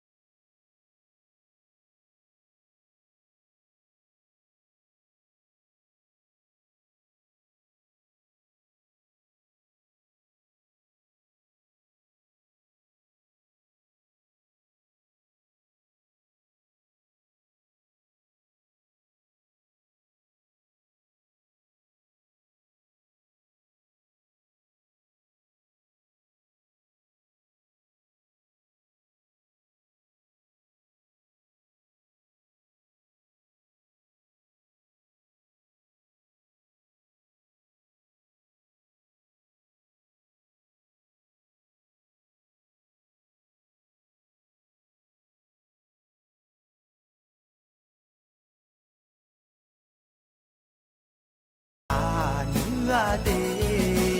อัญญานุกาเฮมาสิที่สิมาวมาชูสุเซบีฮอมายุญาลุยทา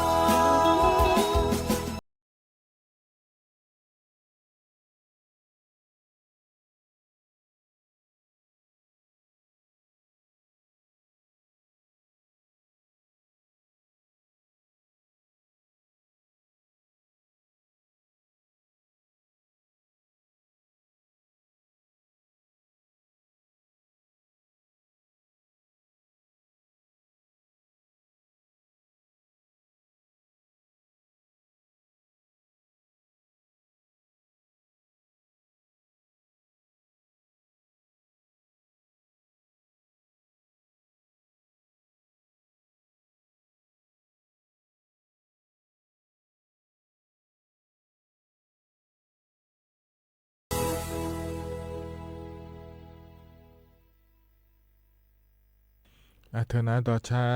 รอเหยียดเงียบเพราะในบินอาหารดาเดเหยียดเงียวเดย้อนนะลุยนะหาเบียวดูรอเหยียดเงียวอินาจนเจอก่อนนั้นก็ละแม่เหยียดเงียวเธอมีในเหยียดเงียบเบียวแล้ว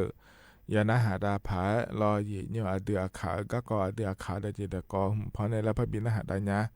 เจอละเงียขอเนี่ยเพราะในบินอาหารดามาขอในนิ่มหนาเหละคุยฉาละมีในที่ปลแล้วพพังปนเนี่ยเดบริหือเนี่ยจะอังถาเหยียดเงียวเยคูจาเธออาจจะมีในจางานแล้ว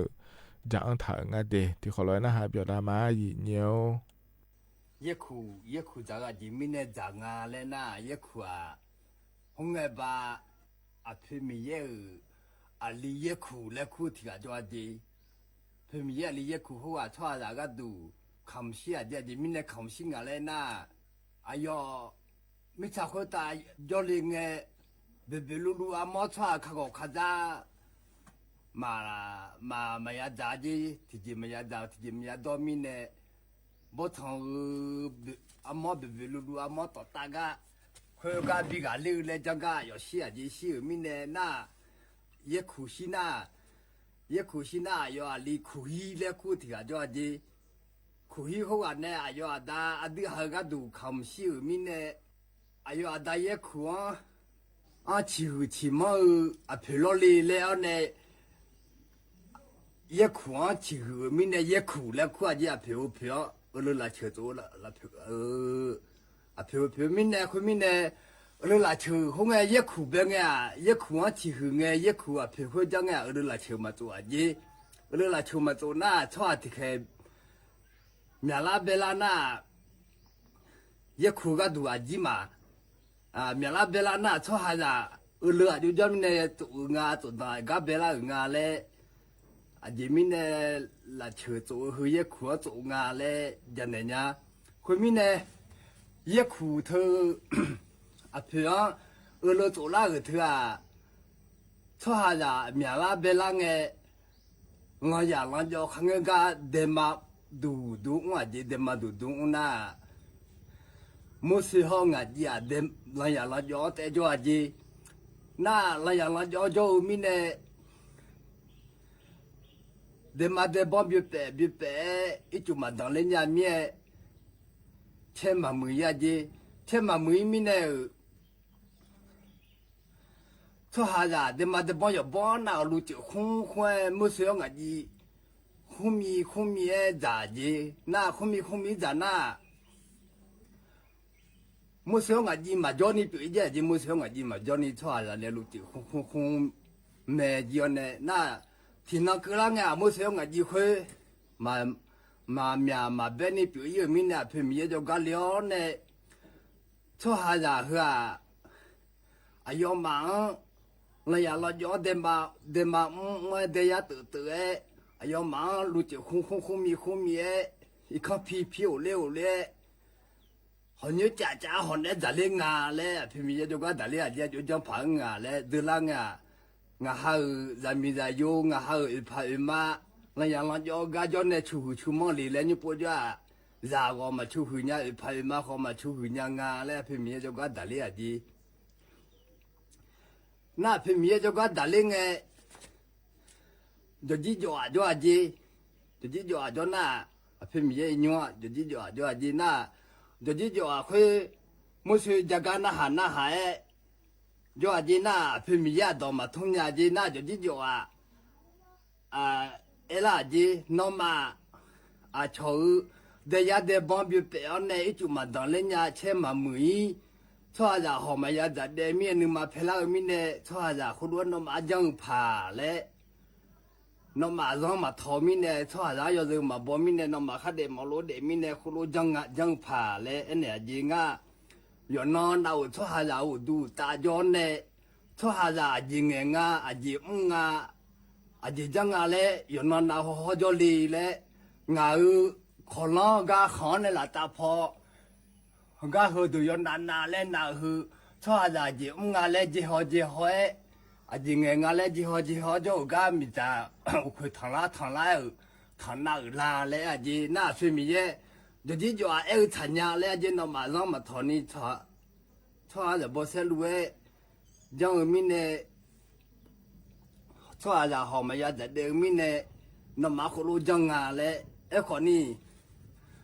มุสงาดียมินมาดูนี่เงือฐานเจ้าขอนี่มาอุยาจีเป็นมีเอ็นเนี่ยขอเดี๋ยวฉันมีอะไรเนี่ยขอน่าอายุว่าที่จันเนี่ยละยี่เลี้ยวที่จันเนี่ยละเล่เป็นมีเอ็นเจ้าก็ยศฐานเจ้ามีเป็นมีเอ็นนี่ดูจีน่าเงยปุ๊บเป็นมีเอ็นนี่ดูเนี่ยอยู่ยังไงน่ะเยอะขวาพิลงเอลาเชื่อตัวเนี่ย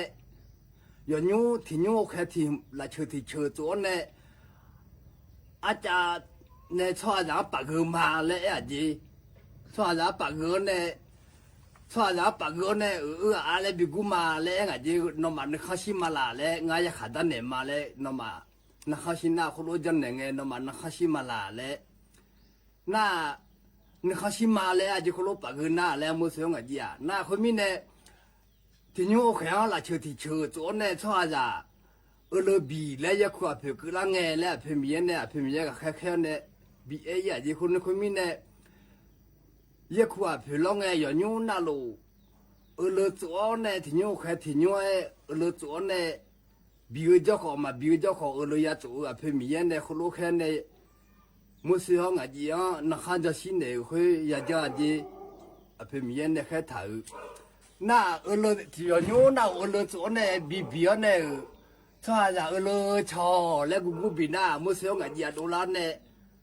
โอ้เพื่อมีเนี่ยชอบปากฐานเนี่ยบีกากก็ฮอลาเช่น่าคนมีเนี่ยเพื่อมีเนี่ยชาจะปากฐานเนี่ยกูตกาฮอลาเช่เลยยอมนักข้าชีเช่ตกามุสลิมจีคนมันถือแต่ปีอาจีเลยคนมีเนี่ยมุสลิมจีชอบเนี่ยมันนึกมาตอนนี้ปีอาจีคนมีเนี่ยเรือฮอลาเชื่อตัวหัวเรือฮอลาเชื่อเรือตัวหัวเพื่อมีเนี่ยยักษ์หัวเพื่อนตัวเลยลาพาจีคนมีเนี่ยอาบูเดลาเชื่อตัวเนี่ยลาเชื่อบิน่าจะอยู่อาลีดึงอะไรมาที่จอบตัวเนี่ยบิดอาจีคนมีเนี่ยอาบูดาเลือปากเนี่ยอาลีดาตะเขาปัดต่อจอบบิดงาและปีอาจีคนมุสลิมห้องอาจีไม่นึกมาตัวนี้ปีกามาหึงว่าเมียจันนะกามาหอมยานิจันนะชอมันนะหามาคนมีเนี่ยเงื่อมสิเดมาเงื่อมสิงานเนี่ยยากามีเนี่ยฮัลโหลจะเตลินโอจานเนี่ยจะเกดิจนน่าขอนี่กึ่งเราหิตยันนะหาจนน่ะเธอนะขอนี่ไปเบียวแล้วเพราะในบินน่าหาดาล้อยาน่าหาเบียวดูล้อน่าเดืออาคากก็ขอนี่มาสิญญาเดือกับพระยาสิญญาเดยเนียวกันนะเนี่ยต่อชาติบินว่าน่าหาดามาเดบริหารในชาต่อชาเยเนี่ยสิเลอมือและชาต่อชางาเดที่ขอร้อยน่าหาเบียวดามาเยเนียว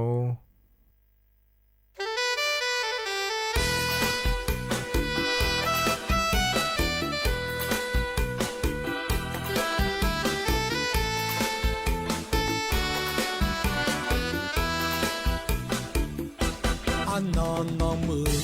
ตัวเด็กอาดูดังตา我女昂啊，阿卡阿布，我咪中啊，会破马巴， nữ chế thảo nè sẽ gu sẽ phu gu chi ma khờ nữ gà nữ đỡ nữ chế nữ gò có pa gò chế đã lẽ ngà tu asi alu jini onga asi onga cho y nghe za gu te nửa nè onga gamma la chê si le onga cho na zo mai mưa cá dunga si le asi za mo manga enge ayo na ho ma mo nya i cơ ho ne ngã về na nó si le ma am ya sha le i ka zo ka ala so so yom mưa la sao bi ja mo nya la so aza si le thơ nhị si am ya kho ni bi on ne zo ma zo la ja ja nghe nghe cho ca na kho pho pa ho kho nghe ayo khe ji đi thung bao ne le thao ho hoai jong a cho ku yo ne yo khoi che ma za gu nga le nghe nghe cho si le en ma yo son bon a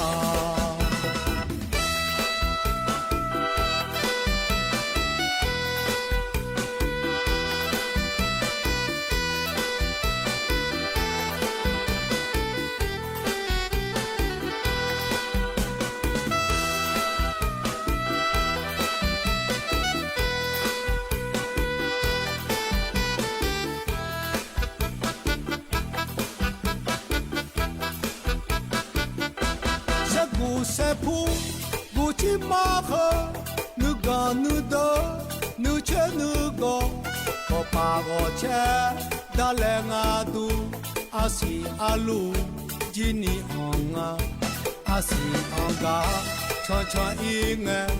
za gu te nửa nè onga gamma la che si le onga cho na zo mai mưa cá dunga si le asi za mo manga enge ayo na ho ma mo nya i cơ ho ne ngã về na nó si le ma am ya sha le i ka zo ka ala so so yom mưa la sao bi ja mo nya la so aza si le thơ nhị si am ya kho ni bi on ne zo ma zo la ja ja nghe nghe cho ca na kho pho pa ho kho nghe ayo khe ji đi thung bao ne le thao ho hoai jong a cho ku yo ne yo khoi che ma za gu nga le nghe nghe cho si le en ma yo so bon a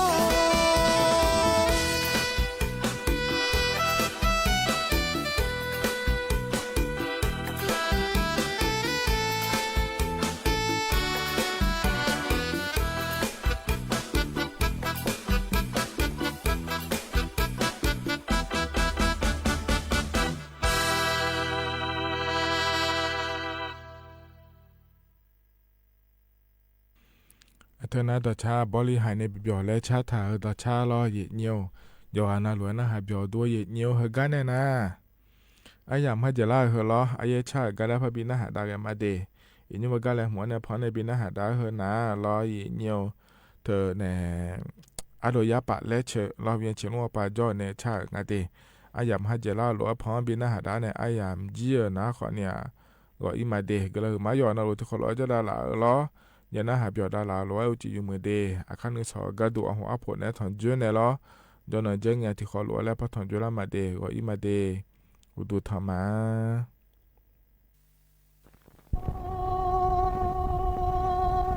พุทธะชาบาลาเขากาเล่นเก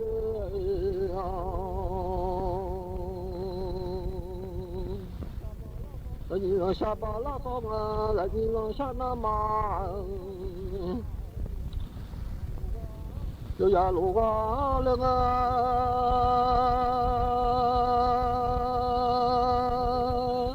那都要这啊的呀，么嘛不啊么呀啦，你老呀嘞啊我妈妈说，这个你努嘛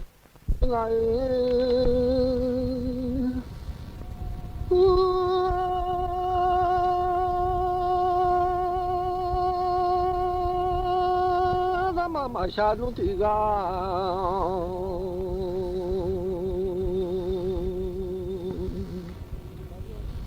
那你妈就来伢啦，俺不打把了，要啦伢吼，我妈妈啦打把了用啊，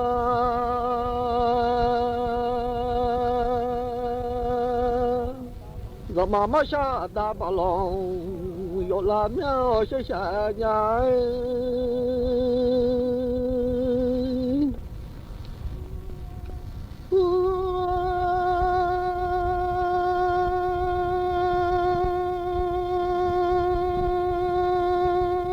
看你要做的说，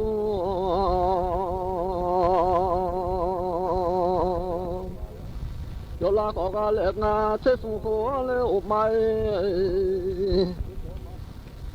就叫嘛不伢嘞，还是在下正啊湖，我个正啊湖在马下叫嘛不嘞伢嘞，你拉咩嘞？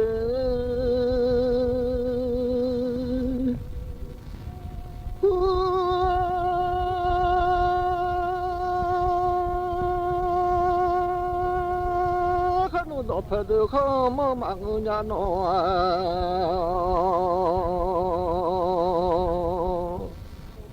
我做到拍的好么忙，我下到拍的啊，你看忙伢嘞，我妈妈做呀打的好么啦伢哎，谢谢伢哎。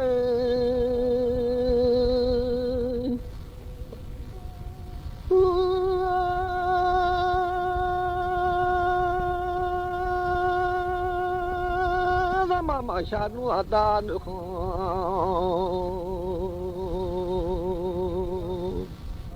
这个来我不请牛妈做老家来的，不是请牛妈做啊。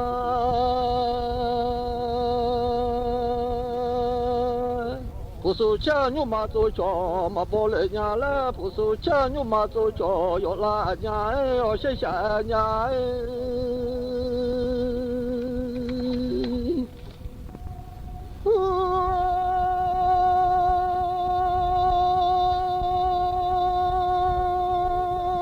我不懂哎，谁懂哎拉嘞么啊？牛马做个山东啊，牛马种啊去啊，你不查个嘞啊，叫小花有把伢来嘞啊，我大小花有伢啦，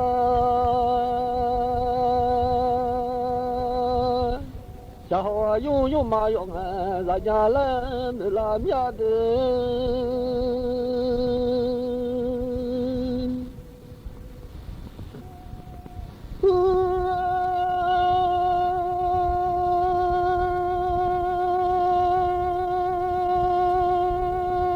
下有了路有马呀，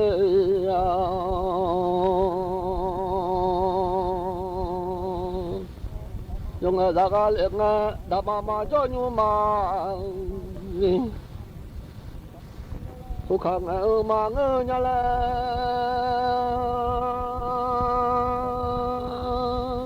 妈妈就弄牛马好看，拉伢嘞，你老伢嘞爱。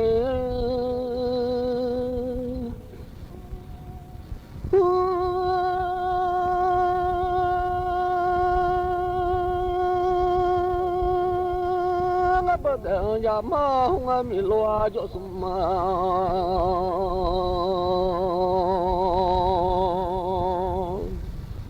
等 ya ma ga le nga yo so de ya ma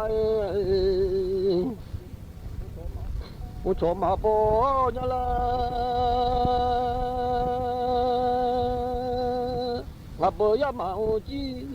se lo da lo la ja de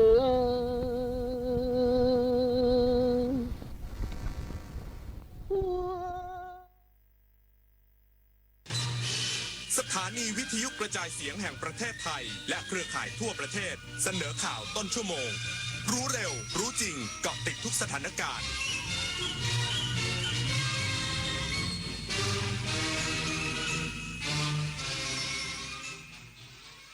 รับฟังข่าวต้นชั่วโมง 22 นาฬิกากับยุทธพรบานเย็นครับนายกรัฐมนตรีย้ำยังไม่มีนโยบายเปิดด่านชายแดนไทยกัมพูชาอีกสักครู่กลับมาติดตามรายละเอียดครับตอนนี้ปัญหาบุหรี่ไฟฟ้าเข้าถึงง่ายมากและมีรูปแบบที่ดึงดูดใจเด็กๆโดยเฉพาะสารเสพติดเป็นภัยต่อชีวิตบุหรี่ไฟฟ้ามีสารพิษอันตรายต่อสมองที่กำลังพัฒนาของเด็กและเยาวชนอนาคตประเทศชาติจะพัฒนาอย่างมีคุณภาพร่วมปกป้องเด็กและเยาวชนจากบุหรี่ไฟฟ้าคนไทยไม่เอาบุหรี่ไฟฟ้าคนไทยไม่เอาบุหรี่ไฟฟ้าคนไทยไม่เอาบุหรี่ไฟฟ้า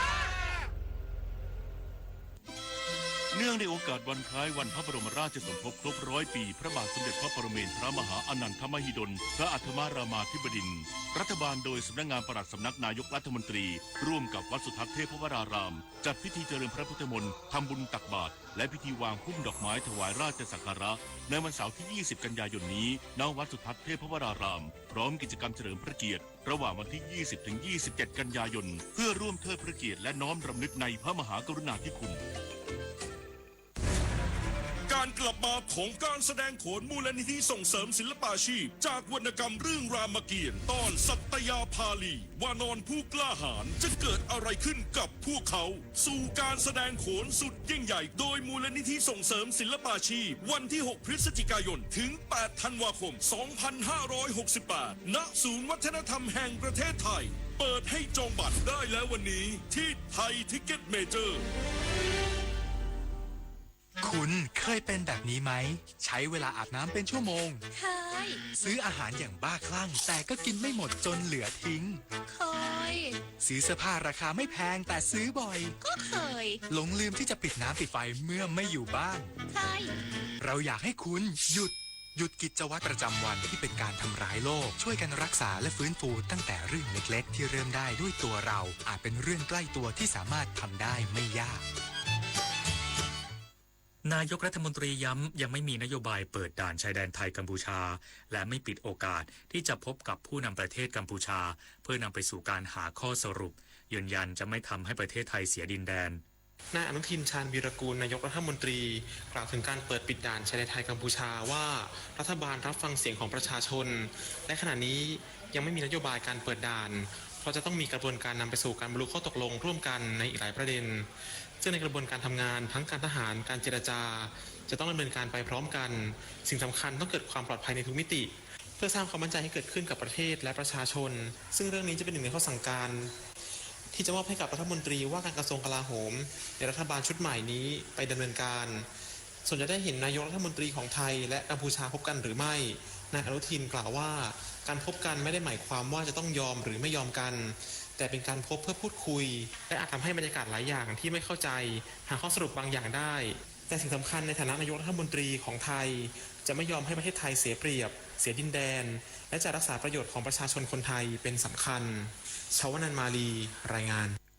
รองผู้ว่าราชการกรุงเทพมหานครลงพื้นที่ติดตามการจัดระเบียบพื้นที่ทำการค้าในเขตพญาไทจตุจักรและบางซื่อเตรียมยกระดับจุดผ่อนผันส่งเสริมให้เป็นตลาดชุมชน นายจักรพันธ์ผิวงามรองผู้ว่าราชการกรุงเทพมหานครลงพื้นที่ติดตามการดำเนินงานตามนโยบายผู้ว่าชัดชาติในการจัดระเบียบพื้นที่ทำการค้าในพื้นที่เขตพญาไทบริเวณปากซอยพหลโยธิน 13-15 พื้นที่เขตจตุจักรบริเวณตลาดพระอตกถนนพหลโยธินและพื้นที่เขตบางซื่อบริเวณถนนกรุงเทพนนทบุรีจำนวน3จุดได้แก่บริเวณซอยบุญเหลือหน้าธนาคารกรุงไทยสาขาประชาราษฎร์และหน้าตลาดบางซื่อพร้อม กล่าวว่าการจัดระเบียบพื้นที่ทำการค้าเป็นการพัฒนาพื้นที่บริเวณนั้นให้มีความเป็นระเบียบเรียบร้อยและมีความสะอาดมากขึ้นขณะเดียวกันผู้ที่ทำการค้ามานานในแต่ละพื้นที่ควรมีการปรับปรุงแผงค้าให้ดีขึ้นรวมถึงปฏิบัติตามหลักเกณฑ์และเงื่อนไขทำการค้าปี 2567 ที่มีการปรับปรุงขึ้นใหม่ให้สอดคล้องกับสถานการณ์ปัจจุบันหากพื้นที่ทำการค้าใดผ่านเกณฑ์และมีอัตลักษณ์เฉพาะตัวจะพิจารณาเป็นพื้นที่ทำการค้าจุดผ่อนผันรวมทั้งส่งเสริมให้เป็นตลาดชุมชนเพื่อรองรับวิถีชีวิตและเศรษฐกิจในพื้นที่ทำให้ผู้ค้าและประชาชนยังคงใช้ประโยชน์ในพื้นที่ทางเท้าร่วมกันได้อย่างสะดวกและปลอดภัยผลิตนาฏขวัญแสนสุขรายงานจังหวัดกาญจนบุรีมอบโฉนดที่ดินให้กับประชาชนที่ยังไม่มีเอกสารสิทธิ์ในพื้นที่อำเภอพนมทวนตามโครงการมอบโฉนดที่ดินทั่วไทยนำสุขคลายทุกข์ให้ประชาชนนายอธิสันต์อินตราผู้ว่าราชการจังหวัดกาญจนบุรีเปิดเผยว่าจังหวัดกาญจนบุรีจัดพิธีมอบโฉนดที่ดินตามโครงการมอบโฉนดที่ดินทั่วไทยนำสุขคลายทุกข์ให้ประชาชนณหอประชุมที่ว่าการอำเภอพนมทวนจังหวัดกาญจนบุรีสำหรับพื้นที่ตำบลหนองโรงอำเภอพนมทวนมีผู้ได้รับโฉนดที่ดินจำนวน143รายรวม333แปลงจากเป้าหมายทั้งจังหวัดกว่า 3,500 แปลงซึ่งเป็นส่วนหนึ่งของการดำเนินงานโดยศูนย์อำนวยการเดินสำรวจออกโฉนดที่ดิน4จังหวัดได้แก่กาญจนบุรีสุพรรณบุรีราชบุรีและเพชรบุรีผู้ว่าราชการจังหวัดกาญจนบุรีย้ำว่าการมอบโฉนดที่ดินในครั้งนี้จะช่วยให้ประชาชนมีหลักประกันที่มั่นคงสามารถนำไปใช้เป็นทุนในการประกอบอาชีพสร้างรายได้และพัฒนาคุณภาพชีวิตให้ดีขึ้นซึ่งสอดคล้องกับนโยบายของรัฐบาลที่ต้องการแก้ไขปัญหาความเดือดร้อนของประชาชนที่ยังไม่มีเอกสารสิทธิ์ในที่ดินและสร้างความมั่นคงยั่งยืนให้กับครอบครัวต่อไปที่ได้ที่เผามะริสวทกาญจนบุรีรายงานจบข่าวยุทธพรบานเย็นอ่านรับฟังข่าวครั้งต่อไปเวลา 23:00 น.ครับติดตามข่าวที่นำเสนอไปแล้วได้ที่ www.thainews.prd.go.th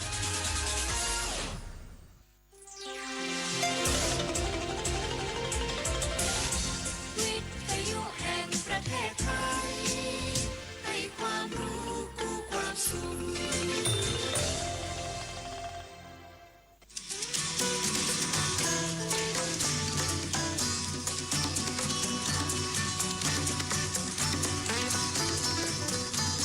บนเส้นทางของถนนสายนี้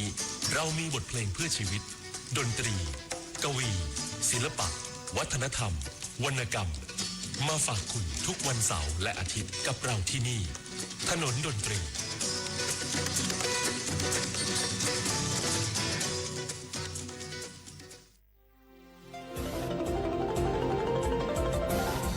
วิทยุแห่งประเทศไทยให้ความรู้กู้ความสุข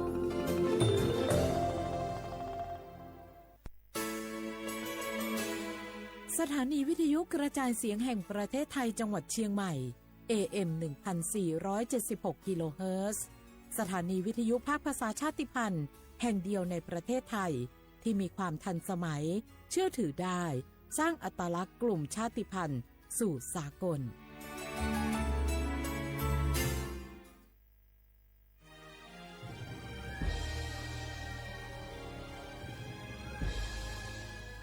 เกิดเป็นคนไทยเติบโตบนผืนแผ่นดินไทยจงภูมิใจในความเป็นไทยชาติไทยเรานั้นนับเป็นชาติที่มีความเป็นมาเก่าแก่ยาวนานเรามีภาษาวัฒนธรรมและมีสิ่งต่างๆที่เป็นเอกลักษณ์ให้เราได้ภาคภูมิใจในความเป็นคนไทยเราควรเห็นคุณค่าและมีความรักชาติหวงแหนแผ่นดินอันเป็นมรดกของบรรพชน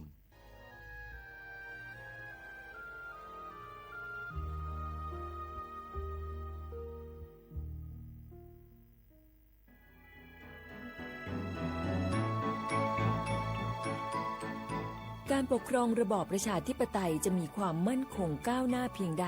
ขึ้นอยู่กับการที่ประชาชนในชาติรู้จักสิทธิเสรีภาพทำหน้าที่ตามความรับผิดชอบและมีคุณธรรมเมื่อมีความคิดเห็นที่แตกต่างเราจึงต้องเรียนรู้และแก้ปัญหาไปด้วยกันด้วยความสามัคคีปรองดองของคนไทยทั้งชาติเพื่อก้าวสู่ประชาธิปไตยที่มั่นคง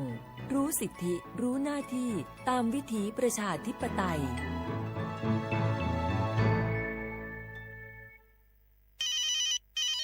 ฮัลโหลสวัสดีครับสวัสดีค่ะจากไหนครับคุณคือผู้โชคดีที่ได้รับเงินสด1 ล้านบาทแต่ต้องโอนค่าธรรมเนียมมาก่อน 5,000 บาทนะคะหลังจากนั้นทางเราจะทำการโอนเงินกลับไปให้ค่ะจริงเหรอครับงั้นเดี๋ยวผมโอนค่าธรรมเนียมไปให้นะครับขอเลขบัญชีด้วยครับได้ค่ะคุณโชคดีมากนะคะรีบโอนค่าธรรมเนียมมาก่อนได้เลยค่ะหยุดก่อนนายจะเชื่อจริงๆหรอนี่มันหลอกกันชัดๆเลยฮะจริงเหรอหลอกยังไงอะนั่นสิเธอลองคิดดูสิว่าเราจะได้รับเงินล้านจากอะไรล่ะในเมื่อไม่ได้ไปเสี่ยงโชคหรือลุ้นรางวัลอะไรเลยจำไว้ไม่มีใครให้เงินเราฟรีๆโดยที่เราไม่รู้ตัวหรอกนะแถมยังให้โอนค่าธรรมเนียมไปให้ก่อนอีก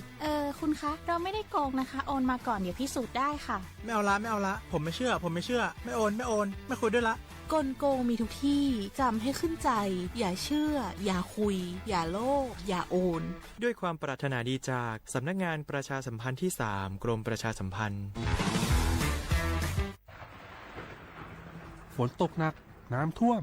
ภัยธรรมชาติที่เราหลีกเลี่ยงไม่ได้แต่เราสามารถเตรียมตัวให้พร้อมเพื่อความปลอดภัยของทุกคนในครอบครัวได้ก่อนน้ำมาเตรียมตัวให้พร้อมเก็บของสำคัญขึ้นที่สูงเช่นเอกสารสำคัญเงินสดและสิ่งของจำเป็นอื่นๆและถ้าหากบ้านอยู่ในพื้นที่เสี่ยงให้ติดตามข่าวสารจากทางราชการอย่างใกล้ชิดเตรียมไฟฉายแบตเตอรี่สำรองวิทยุสื่อสารและยาสามัญประจำบ้านไว้ให้พร้อมและอย่าลืมตรวจสอบเส้นทางอพยพที่ใกล้ที่สุดด้วยขณะเกิดน้ำท่วมอย่าเดินฝ่าน้ำที่ไหลแรงหลีกเลี่ยงการสัมผัสกระแสไฟฟ้าและหากต้องอพยพให้ปฏิบัติตามคำแนะนำของเจ้าหน้าที่อย่างเคร่งครัดเมื่อภัยผ่านพ้นตรวจสอบความเสียหายของบ้านและทำความสะอาดเพื่อป้องกันโรคที่มากับน้ำท่วมเตรียมตัวให้พร้อมก่อนภัยมาถึงเราจึงจะปลอดภัยด้วยความปรารถนาดีจากสำนักงานประชาสัมพันธ์ที่ 3 กรมประชาสัมพันธ์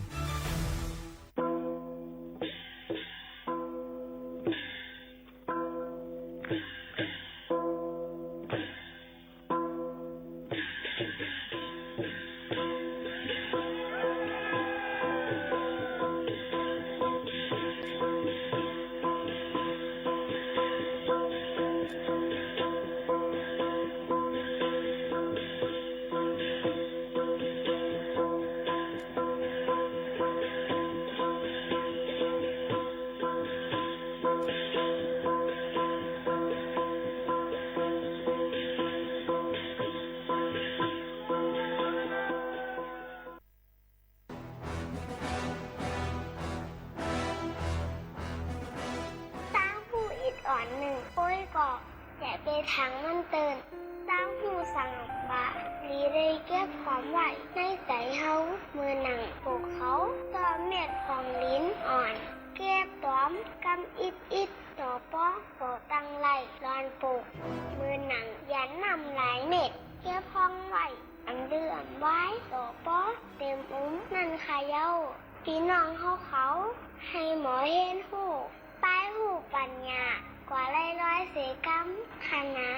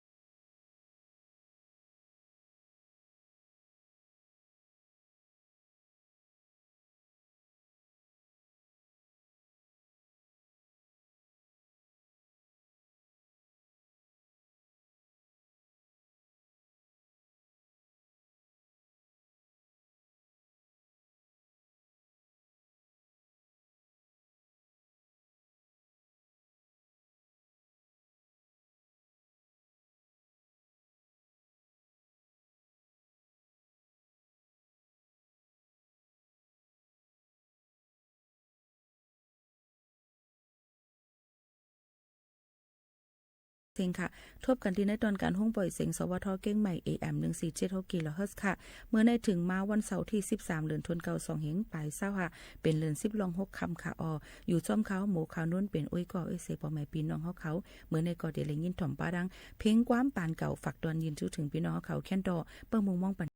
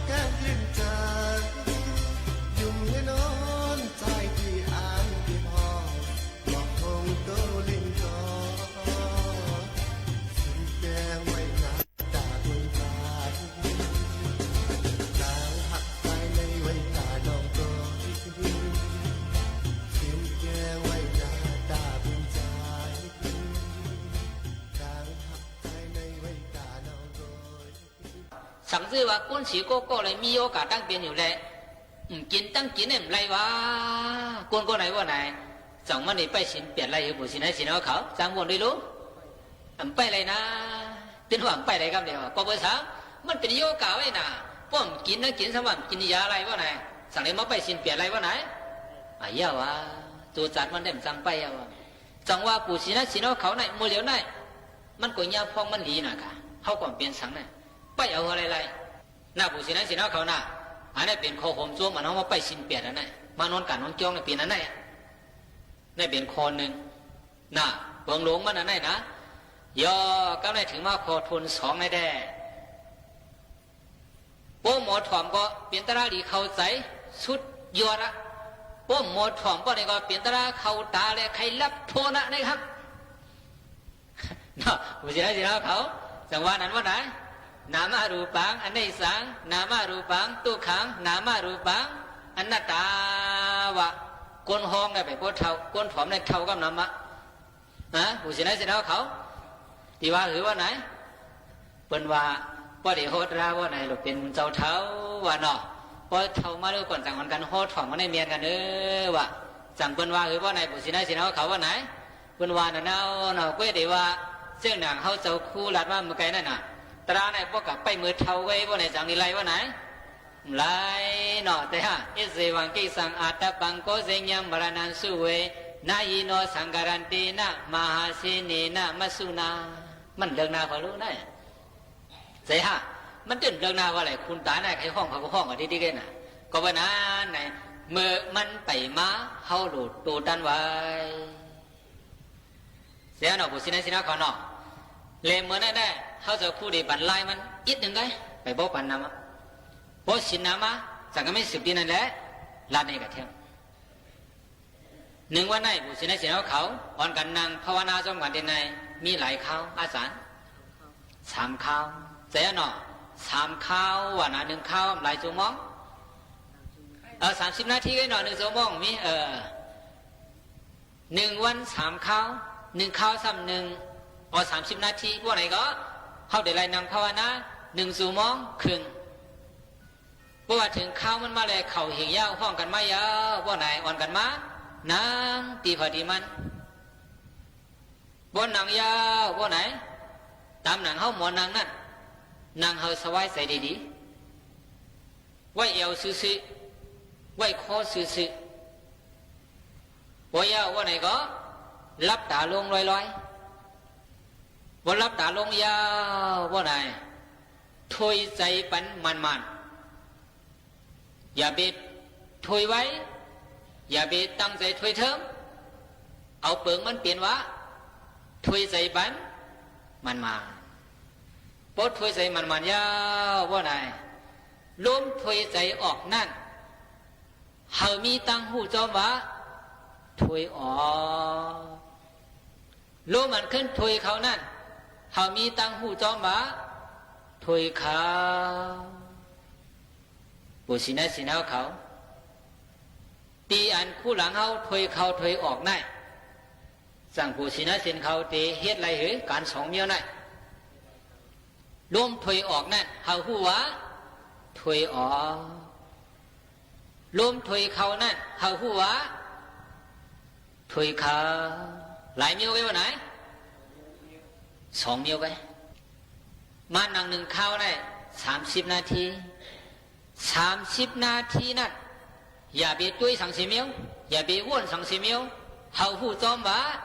ถอยเขาถอยออกหลายเมียวไปผู้เสียในใจของเขา2 เมียวไป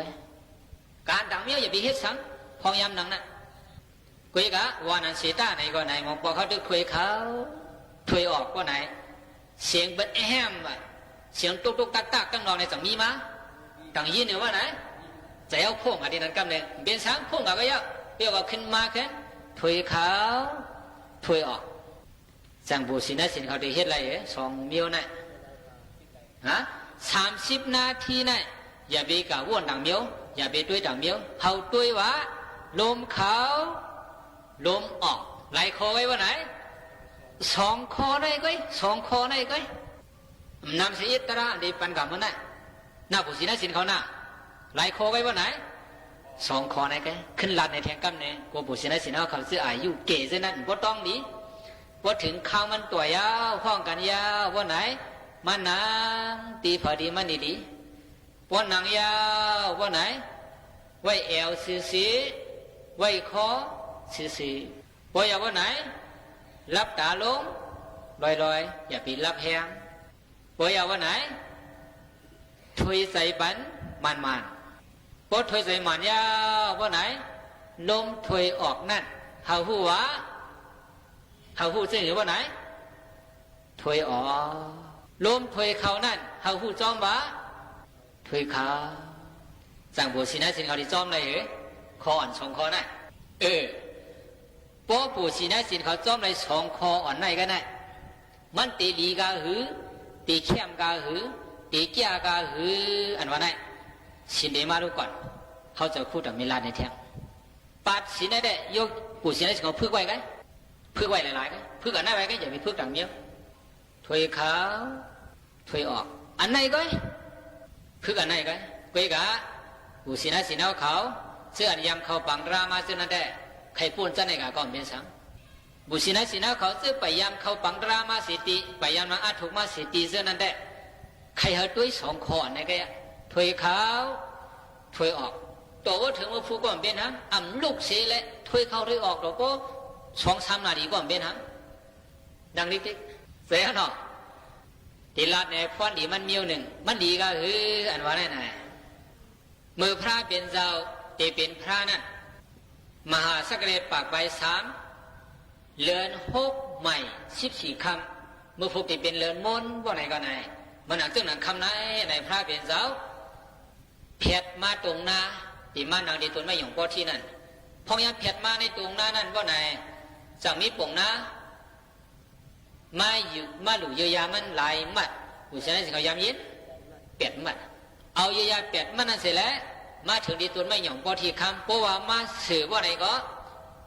เยียวยา8 มัดนั่นยินเปลี่ยนเกี่ยวห้องเสียงกว่าฝรั่งห้องเสียงกว่าพ พระเปลี่ยนเจ้าไปเปลี่ยนพระของนั้นตึกเปลี่ยนพระรองในเอาน่ะเป็นยาหันตึกแก้งกำตรานั่นเพราะว่าการนั่งเนื้อนั้นยาวว่าไหนก็ไหน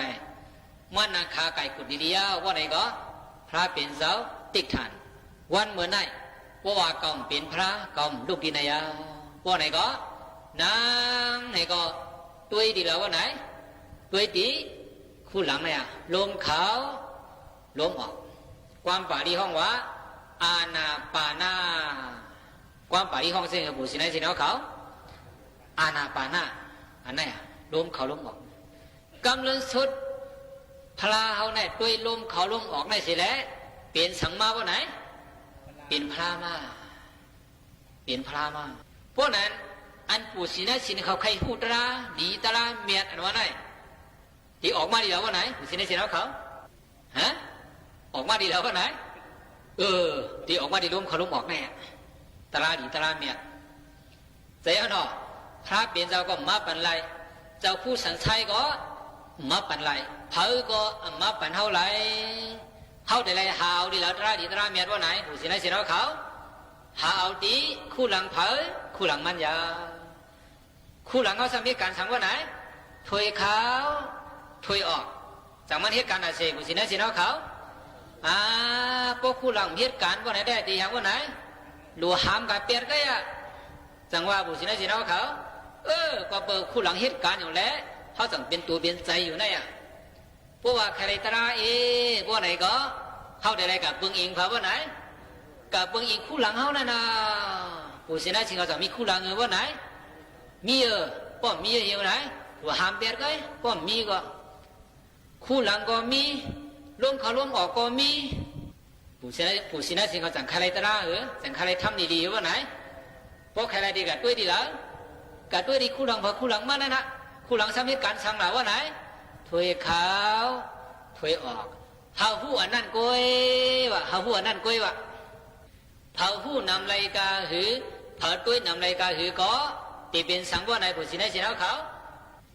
ฮัลโหลตีเป็นปุษินลีนายสินเลียนั่นหน้าปุษินัยสินเขาหน้าเตเป็นสังว่าไหนเตเป็นปุษินลีนายสินลีมันเต็มสุกสักเผอนะต้องไว้ละเนาะโอ้ปุษินัยเขานางนี่แหละตัวลมเขาลมบอกอยู่ดีมันนะนายก็คุณก็อยู่ดีมันนี่แหละตัวลมเขาลมบอกมันอยู่ยา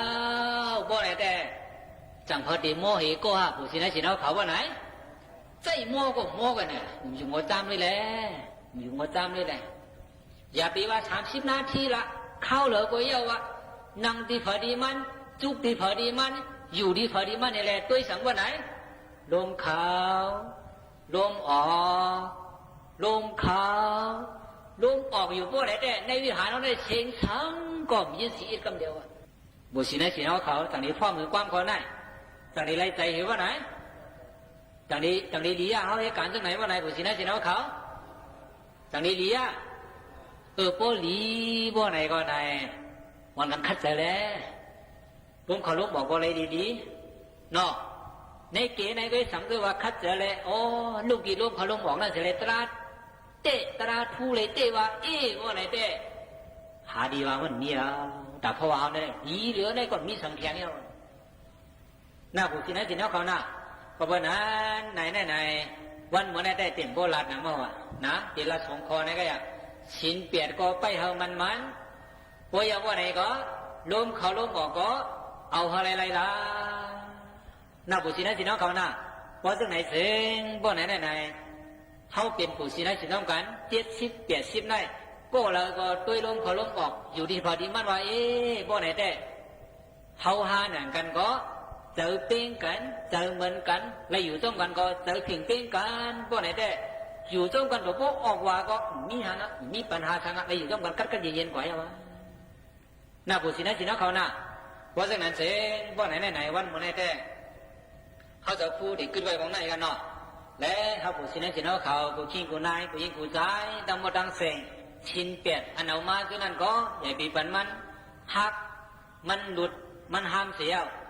การราอาณาปานะลมเขาลมออกซึ่งเขาจะพูดหลักนี่มาไหนก็ไหนเท่ากันไว้ใจสติสมาธิมันกึ่มเสียแล้วมันกันคัดใจกว่าเสียกรรมใน ถ้าบุษณะสินเอาเขากูขิงกูนายกูยิงกูใจดังมูดังเสงมีกายสุขะเสตาสุขะตัวใจทรงวังทรงบ้าก็เย็นเสื้อสาลีงามเสียว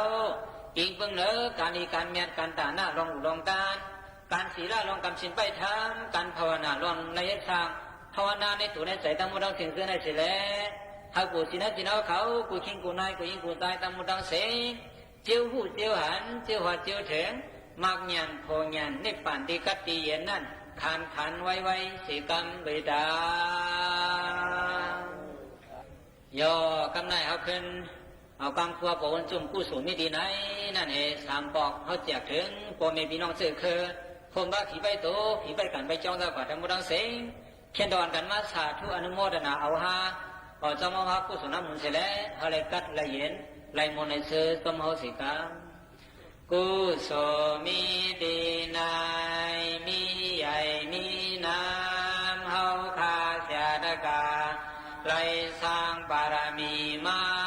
หลายแสนกำพาดังเสียงดังลงในเจมพีเจมสางเจมสัตเจมกอนเวเนียสัตวาในไสจาวเลอนันตาไสจาวเลดังเสียงแค้นดอกโหมจมสาธุอนุโมทนาไล่ฮับกุศลพรลีเพ่งเบ่งกันเสียงเกรรมติคานอสาธุสาธุกุศลมีดีนายมีใหญ่มีน้ำเฮาคาเสียดกาไล่สร้างบารมีมาหลายแสนกำพาตั้งเสียงดังลงในเต็มทีเต็มสา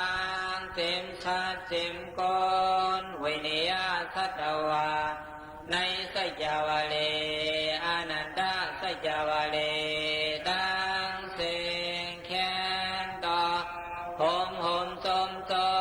สาธุอนุโมทนาไล่ฮับกุศลพรดีเพ่งเบ่งกันเสียงกรรมดีคานอสาธุกุศลมีดีนายมีใหญ่มีน้ำเฮาคาเสียดกาไล่สร้างบารมีมาหลายแสนกำพาดังเสียงดังลงในเต็มพีเต็มสางเต็มชาเต็มก้อนเวเนียสัตวาในไสจาวเลอนันดาไสจาวเล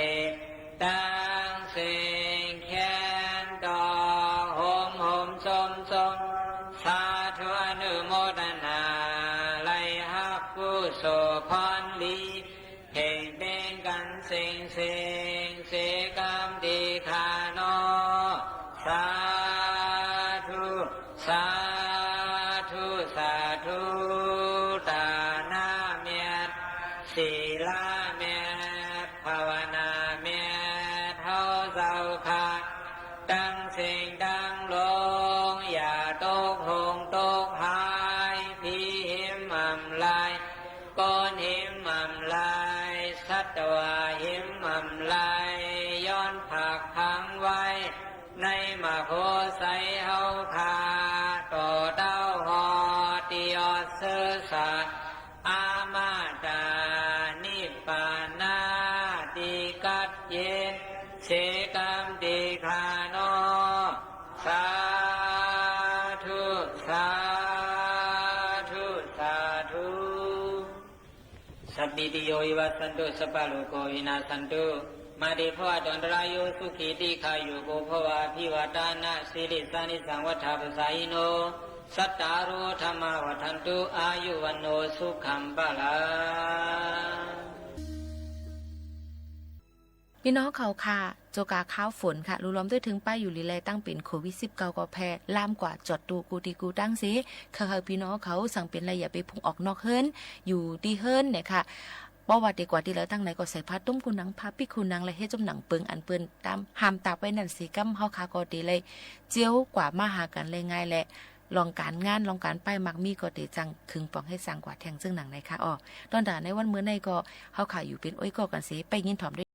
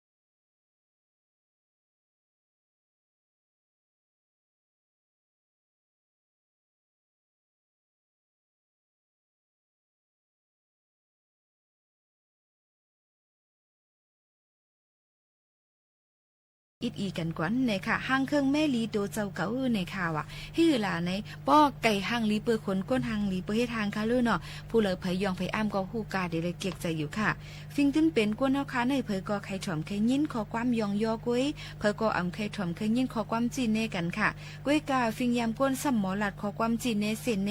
ไผผายเนียนค่ะอำสุลาลีลาดความยองยอต่อกันในตึ้นเป็นตั้งยามและสภาวะก้นผู้ทุจีนเขาเยาค่ะสังเจอว่าฮู้ลองสภาวะก้นเสแม่ลีปันไหลลองตั้งยามอันคุยแต้มยอกเจอในเดเป็นมาผู้ลักแหลมผู้อ่องเบะผู้ลือหงอยู่อำห้างค่ะลองว่าแม่ลีตั้งยามก้นลองจ้างตั้งกำก้นในค่ะลาดง่ายเสียตาเฮ็ดหยาบเตะค่ะนะตั้งยามอันจับเปลี่ยนมอนเถอไว้นั่นอำห่อนแม่เลยง่ายในค่ะตั้งยามอันลือหึงมาจับเปลี่ยนมอนหึงมานั่นไว้เจอมุนเมลัยเสดาเตเป็นไร1โจ1แก็บก้อยกับผู้ก่อก้นอันเอาตั้งหูอ่อนหูลงฟังเจอน้ำหูลงนาเสแต่มันเตจังปากเปียดยันเป็ดตั้งฟิงยำให้เสจังก่อสร้างเฮ็ดตั้งยำดีกว่าอยู่หันเมียนตั้งพิษเปืนเสียเย่าป้อเตลัดความเสแน่เปืนในจึงถูกลีขึ้นไหลวนสอนต่อตูเจ้าเก่าสังเก่าเป็นจึงมันเก่าตีขำเลยตั้งลัดเปืนอยู่5ไหนเย่าก็เอาเจอสอนเมียนนั่นมาสว่างใส่ในเจอลีขึ้นอื่นอันเจออันไขลัดไขเสเปิ้นให้หายหลายกว่าจังขึ้นปากแปดแหละเฮาเข้าหูเปิ้นหวานแหละตามหมอลัดความยองย่อก็พึกลัดค่ะพึกให้หมอไว้ใจซื่อๆใส่เสยองย่อพึกให้หมอลัดความหวานเฮาเข้าหูเปิ้นไหลกูก็พึกลาดให้เพ่งเพี้ยนกันตั้งตราจือเจอพึกลาดความอันมีนำต้อนพ่อหลีตาปูนเปิ้นเฮาเปิ้นป้อยอมหับเอาไหลในแต่ตีแคมแลบเตียวค่ะคนก็อันมีใจใครยองย่อเปิ้นใครม่วนแม่หลีปันเปิ้นในอ่อนตั้งสุดตักเตไลม่วนแม่หลีหั่งตูเจ้าเก่ากวนตูเจ้าเก่าตักเตไลหมออยู่เศร้าหมอเฮ็ดสร้างจ้อมฟิงทุงเจอคือหมอเฮ็ดสร้างจ้อมนองกึ่งนาการหมอเฮ็ดสร้างจ้อมตั้งหูตั้งหันหมอเฮ็ดสร้างจ้อมในตรงวงกลขวางก้นหมอเฮ็ดสร้างจ้อมผู้อยู่โฮมเลยเพื่อเหลียวกันหมอเฮ็ดสังจ้อมฟิงอิงเกอร์ยำเผอมันหมอเฮ็ดสังจ้อมหนังหางโตนโตหมอเฮ็ดสังจ้อมหนังเส้นเสอโจปานเจ้าเก่าในเยอะเนี่ยโจปานก้นอ่อนอันปดในเผอกอเตอำไคเอาอากุโสลองอันอำลีพังจ้อมหางจ้อมตัวเผอมันย้อนในแลตั้งพิษอันว่าในหูกาเตแลแหลกลายจู้ถึงตีตั้งเมียนตั้งหลีล้วนอยู่ค่ะอันเตอยู่หึงฮีไลกึกลิ้นกึกนำไลในกอเตเปลี่ยนตั้งเมียนตั้งจือใจกล้วยหนังเก่าอันอำแหลกลายลู่แล้วอันเขิงมันกึ้มแก่นในก่อจึงเจอตั้งเมียนตั้งจือใจก้อยขาหือละกับในรายการแม่ลีย่องย่อเอากุ่มมุนลองลีในตื้นเป็นการผูกคักหันเขาเยาค่ะก้นเฮาในค่ะนะเผอก็ขเหตุการปูนปังก้นตั้งน้ำใครยืนเพแม่งกันลองลีพ่อนลีใครตั้มว่างปันเครื่องป่วยโคของอมวยตีก้นกึดปานองปาหลังก้าป้าเจียมลูกอ่อนก้นหนุ่มวันเหมือนในเสียงก่อนค่ะการในก่อเลยว่าเป็นปูนพรก้นหนึ่งก่อเสียยาวแหล่สังเคยเป็นก้นก่ออันเพียนกันตั้งปูนพรในตักเตไลเป็นก้นตั้งนำหยุ่มย้ำนับเนื้อมากกว่าลองหยุ่มย้ำอันว่าในเตไลก่อสร้างเฮ็ดเอาเย่าหยุ่มเกาแล่ในลัดเอาเจอค่ะเทคนิคเจอหยุ่มก็ไลปันเงินค่ำก็ตั้มใจไลแทงดูก่อนเพอเลยเพอเซว่าป้อหยุ่มย้ำกันก็ดอกาเตป้อยุ่มยำกันก็ตัวกะนับยำกันสั่งยุ่มยำจึงจังไลเปลี่ยนตั้งถังเทิมกันหันดีเนอกันไล่ถ่อมคอความกันไล่แลจังพิษจังหม้อกันค่ะสั่งยุ่มยำตายรีบซ้ำตั้งพิษยังจังเปลี่ยนตั้งเมียนลาดสังกอง่ายไอเงือเจอสังกอเฮ็ดยกกำเหลียวค่ะกอบในไลตั้งยุ่มยำในลีไลเอาตั้งหูปัญญายันผาห้อมจวมอยู่ค่ะนะในก็มาฝากตอนถึงกันป้อในตั้งหยุ่มย้ำในเตเฮ็ดถือก่อสร้างเฮาป้อเลยตั้งกึ่งหยุ่มย้ำนั่นถูกดีเลยพึกเฮามีเจออันลองเพ่งเป้งกันตั้งสูงเป็นใหญ่โฮมกันเจอโฮมขำจ้าคุยหันลองลีลองจ้ากูลองจ้าโฮมขี้ลีโฮมเซอร์ไหนค่ะเจอป่องเลี้ยงหันแจงเนื้อกันเนื้อเพราะว่าโจปานก้นหนังกันใจอิงปึงเก้อหมังจอยแถมกันกำแถมกันกวยปึงงามปึงกวยค่ะเจอซื้อต่อกันเจอไว้คอมันความมันตีกันเจอใครลาดอันจือใจอันเมียนหลายๆเจอใครเฮ็ดปันให้ไลลีเลยว่าเอาตั้งนำกัดตั้งจังเจ้าเก่านั่นเสเฮ็ดอยู่ค่ะนะตั้งหยุ่มย้ำในถูกดีเลยขึ้นทิ้งกวนเปิดปากเคิงมัน ครึ่งมันกึ่งมันเปไหลตั้งจูดแทงลูกก่อนค่ะนะมันหยุ่มย้ำเยี่ยวลงใครเฮ็ดสังเฮ็ดไรอยู่ในอ่ำใจค่ะหยุ่มย้ำเยี่ยวก็นับย้ำเยี่ยวเตะไรตั้มเจอตั้มใส่เยี่ยวก็จังไรเป้ใจค่ะสังเป้ใจเยี่ยวจึงยังเตะอับปันคู่ของอ่ำก้าอับปันป้าเซียนเจอมันกวนพอเฮาหยุ่มย้ำเปิ้นก็ซ้ำขึ้นหยุ่มย้ำเฮาก็ซ้ำขึ้นเฮ็ดเฮาเปิ้นหยุ่มย้ำเฮาเที่ยงตัวเจ้าเก่าก็หยุ่มย้ำเจ้าเก่าจึงตัวเจ้าเก่าก็เตะตั้มใจไรเป้ใจไรเสียอ่ำก้าตัวเจ้าเก่าขึ้นเตะมาอยู่รัดแล้วอันก้างยันกันตั้งเจอก้นเจอไอในลูกก่อนค่ะนะอันนี้ก็มาฝากตอนดูถึงพี่ๆน้องๆเขาค่ะเมื่อหนังก้นเฮาตั้งนำกูก็ในเลยอยู่ยันตั้งพระเป็นเจ้าป้อหึงฮี่กว่า2 เฮง 5 ปากปีไปเหี่ยวเสตะตึกอ่อนกันถ่อมคอเอาความคอสั่งสอนไว้อยู่หั่งเผยหั่งมันตึกเฮ็ดจำหนังคอที่สั่งปงตั้มไว้อยู่ภาษาเผยภาษามันอ่ำปื้นอ่ำแปดฟิงทุ่งเผยมันเย็นแงอ่อนอ่อนไว้กูก็อยู่ค่ะลูกล่างอันเลยยันไกยันก้างกันตั้งอูเมกูก็ในก็เลยผัดยันตั้งเมเมืองกูเผยมันเลยอยู่ยันป่นข้ามไว้ลายห้วยลายลอยไกยาวปออ่านเอาโหเฮงโหหมุนลักเลยอยู่เศร้าจอมหลายเจอหลายคือก็ฮู้โตถ่อมคอกเอาความอูเมเผอมันฮู้โตนับยำกูยำกุ้งมุนเงาอูเมเผอมันฮู้โตมุงมองตั้งเจออุ่นว้วนขอบตั้งเจออุ่นอันยำเลยห่มพ้อยห่มเงาจอมกันมานั่นอยู่รู้เนี่ยเฮาก้นเท่าเด้เนี่ยค่ะว่าเป็นในก้นเตียมมันค่ะนะปีนังหลาใส่ยิ่งเขาเตียมไม่ว่าวันหนึ่งเจ้าตีอ่ำลอดเลยลองตายตักเดเป็นพองดินพองเต้ากะกุ้ยเจออันเป็นลูกหลานเจออันเป็นก้นหนุ่มอันตีปูดหางหอต่อเฮือนอันตีสืบเหตุการปูนปางก้นตั้งหลายในลีเลยว่นถึงเฮอเป็นก้นกึ่งเลยตั้มเจอกึ่งเลยเปเจอกูไผมันสีกำแหน่ในเกาะคอตาปาแดมปลายกำเหลาใส่ยิ่งเนี่ยค่ะมาฝากดวนจู้ถึงพี่น้องเขาปอดอ่อนตอนหนึ่งในวันเมื่อในค่ะข้าวย่ำจำมดจำเซงที่ย้อนผัดยันพี่น้องเขาเมื่อกว่าก่อนค่ะนะส่งขึ้นมาหุบมาทบจำกันแทงดีAM 1476กิโลเฮิรตซ์จำขาวยิ่งโมขาวนนค่ะวันเมื่อในมนค่ะขอบใจค่ะ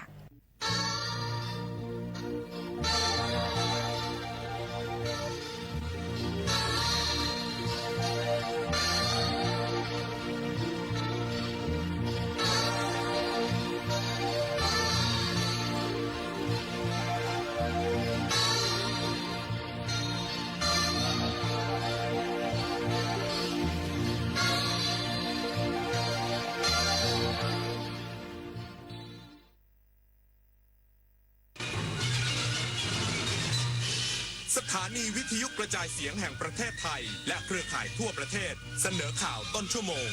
รู้เร็วรู้จริงเกาะติดทุกสถานการณ์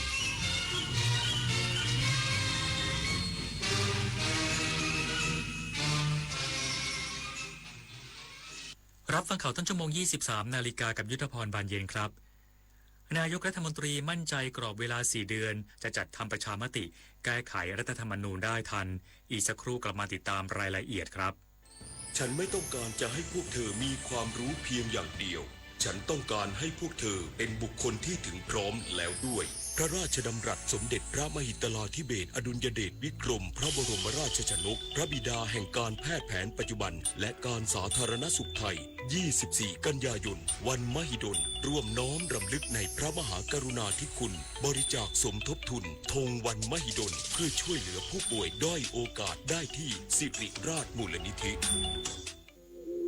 อาชญากรรมออนไลน์ความท้าทายและโจทย์ใหญ่ของประชาคมอาเซียนที่ต้องผนึกกำลังกันรับมือภัยไซเบอร์ในภูมิภาคผ่านกรอบความร่วมมือสู่โรดแมพ 4P Preventing ป้องกันการแทรกซึมขององค์กรอาชญากรรม Pursuing นำคนผิดเข้าสู่กระบวนการยุติธรรม Protecting ปกป้องเหยื่อและกลุ่มเปราะบาง Promoting เสริมพลังความร่วมมือทุกระดับร่วมสร้างภูมิภาคที่ปลอดภัยไร้พรมแดนและเข้มแข็งไปด้วยกัน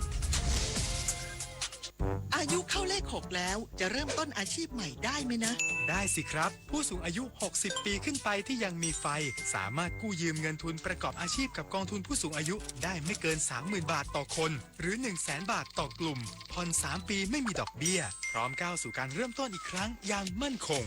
ดีจังเลยแบบนี้จะได้เปิดร้านเล็กๆอย่างที่ฝันไว้สักทีเงินทุนปลอดดอกเบี้ยกับกองทุนผู้สูงอายุสอบถามเพิ่มเติมได้ที่กรมกิจการผู้สูงอายุ1300เยาวชนคือพลังสำคัญในการขับเคลื่อนอาเซียนไปข้างหน้าประเทศไทยพร้อมสนับสนุนเครือข่ายเยาวชนอาเซียนให้แข็งแรงเป็นมิตรและรวมพลัง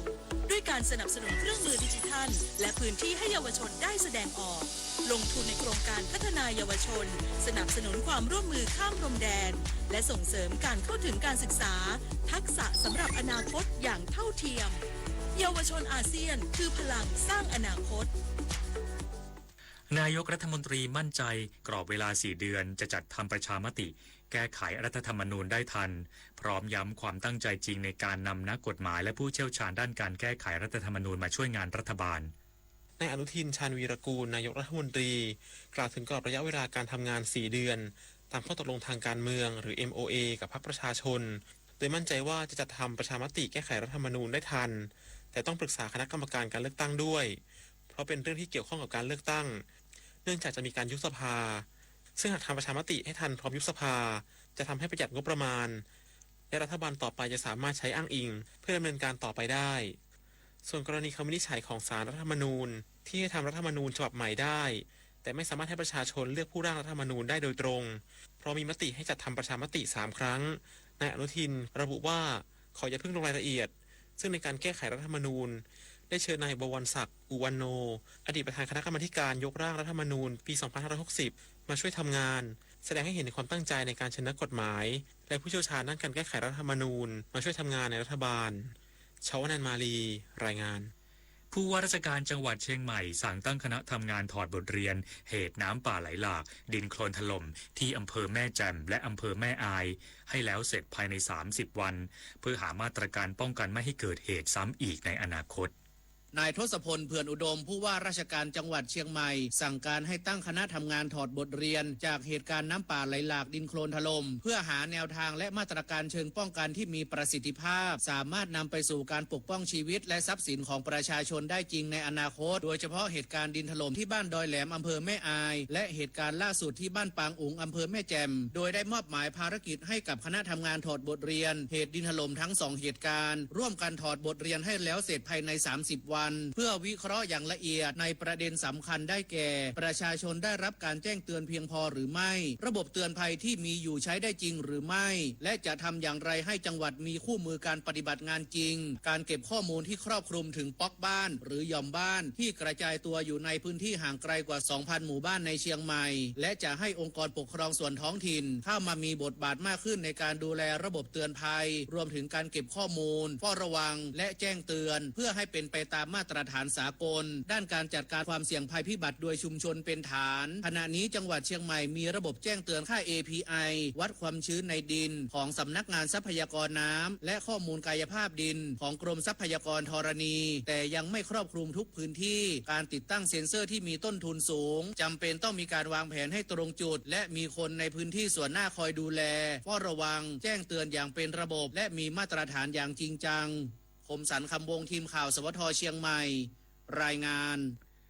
โฆษกของกรุงเทพมหานครย้ำแพลตฟอร์ม Traffic ฟองดูเป็นอีกช่องทางที่ประชาชนมีส่วนร่วมป้องกันปัญหาน้ำท่วม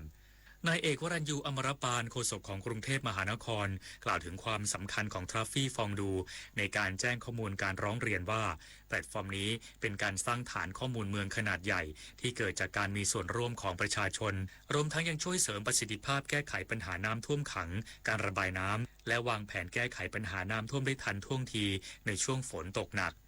สำหรับเรื่องที่ประชาชนแจ้งหรือร้องเรียนเข้ามาทั้งปัญหาน้ำท่วมขังท่อตันถนนชำรุดหรือถนนเป็นหลุมเป็นบ่อจะถูกรวบรวมไว้บนระบบเพื่อให้หน่วยงานที่เกี่ยวข้องสามารถวิเคราะห์ข้อมูลในภาพรวมสามารถเห็นจุดต้องปรับปรุงแก้ไขอย่างชัดเจนจะช่วยลดความเสี่ยงและป้องกันปัญหาได้อย่างมีประสิทธิภาพจบข่าวยุทธพรบานเย็นอ่านรับฟังข่าวครั้งต่อไปเวลา 6 นาฬิกาครับติดตามข่าวที่นำเสนอไปแล้วได้ที่ www.thainews.prd.go.th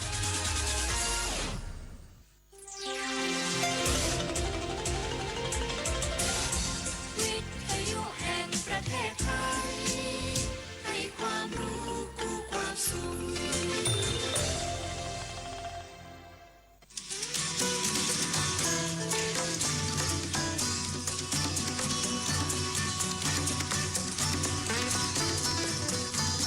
บนเส้นทางของถนนสายนี้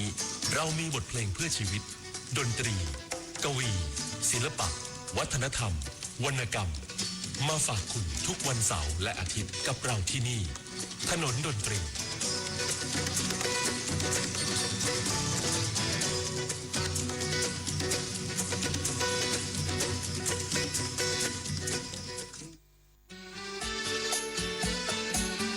คนเพื่อชีวิตใกล้ชิดกันยิ่งขึ้น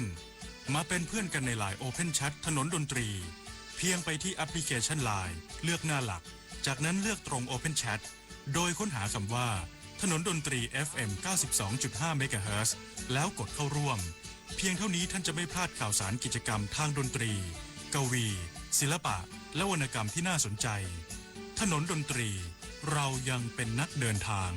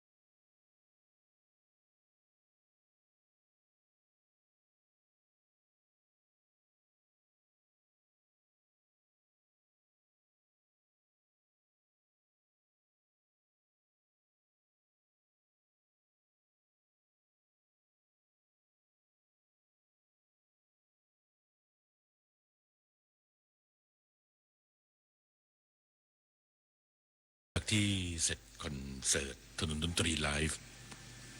บัวลอยเป็นบัวหลุดพ้นบนถนนดนตรีของคาราบาวไปเมื่อช่วงอาทิตย์ที่แล้วผมก็เตรียมประสานกับศิลปินที่จะมาในปีต่อไปหนึ่งในนั้นก็คืออ้น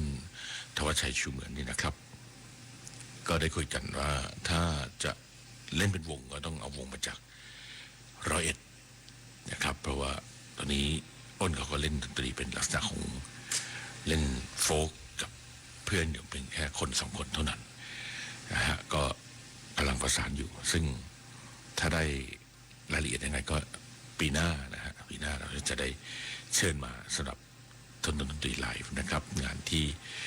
คุณผู้ฟังขอไว้ในคืนวันนี้ต่าง 0816346452 นะครับ 0816346452 จากจังหวัดประจวบคีรีขันธ์เรามอบให้แล้วนะครับในชั่วโมงสุดท้ายของถนนดนตรีผมเป็นยศรุ่งสมัยและคุณบุญประกอบอบดินควบคุมเสียงสายฝนและคนไกลบ้านของอ้อยกระทอนที่ขอมาจากเชียงดาวเดี๋ยวขอติดค้างวันพรุ่งนี้ให้คุณบุญประกอบได้นำไปใส่ในระบบให้ได้ก่อนนะครับส่วนทางไลน์โหนี่มีขอเพลงยุโรปของบัตเตอร์ฟลายด้วยเหรออ๋อนะฮะปีหน้าก็ตั้งใจนะครับว่าจะเชิญพี่ย่องสุศรีที่คุณมาในถนนดนตรีไลฟ์ด้วยนะครับส่วนเพลงยุโรปเนี่ยฮะขอไปให้นะครับใส่ไว้ในระบบก่อนแล้วกันเงาไม่เข้าใจหนุ่มเบาสาวปานคุณต๋องณัฐชัยขอมานะฮะวัยบริสุทธิ์มันเจ็บสันติภาพมุจรัตนะครับจากสิงหนครที่ยังไม่ได้เปิดนะครับตอนนั้นก็เปิดให้หมดแล้วส่วนทาง 0816346452 ก็จะทยอยมอบให้คุณนะครับทางขอนแก่นผู้พิการทางสายตาขอเพลงนี้มานะครับนกเขาเถื่อนจากขีตัญชลีครับเจ้านกเขาเถื่อนเอ่ยอยู่เรือนเลี้ยงน้องแม่ไปขายของเอ่ยเลี้ยงน้องนะพ่อคุณเอ่ย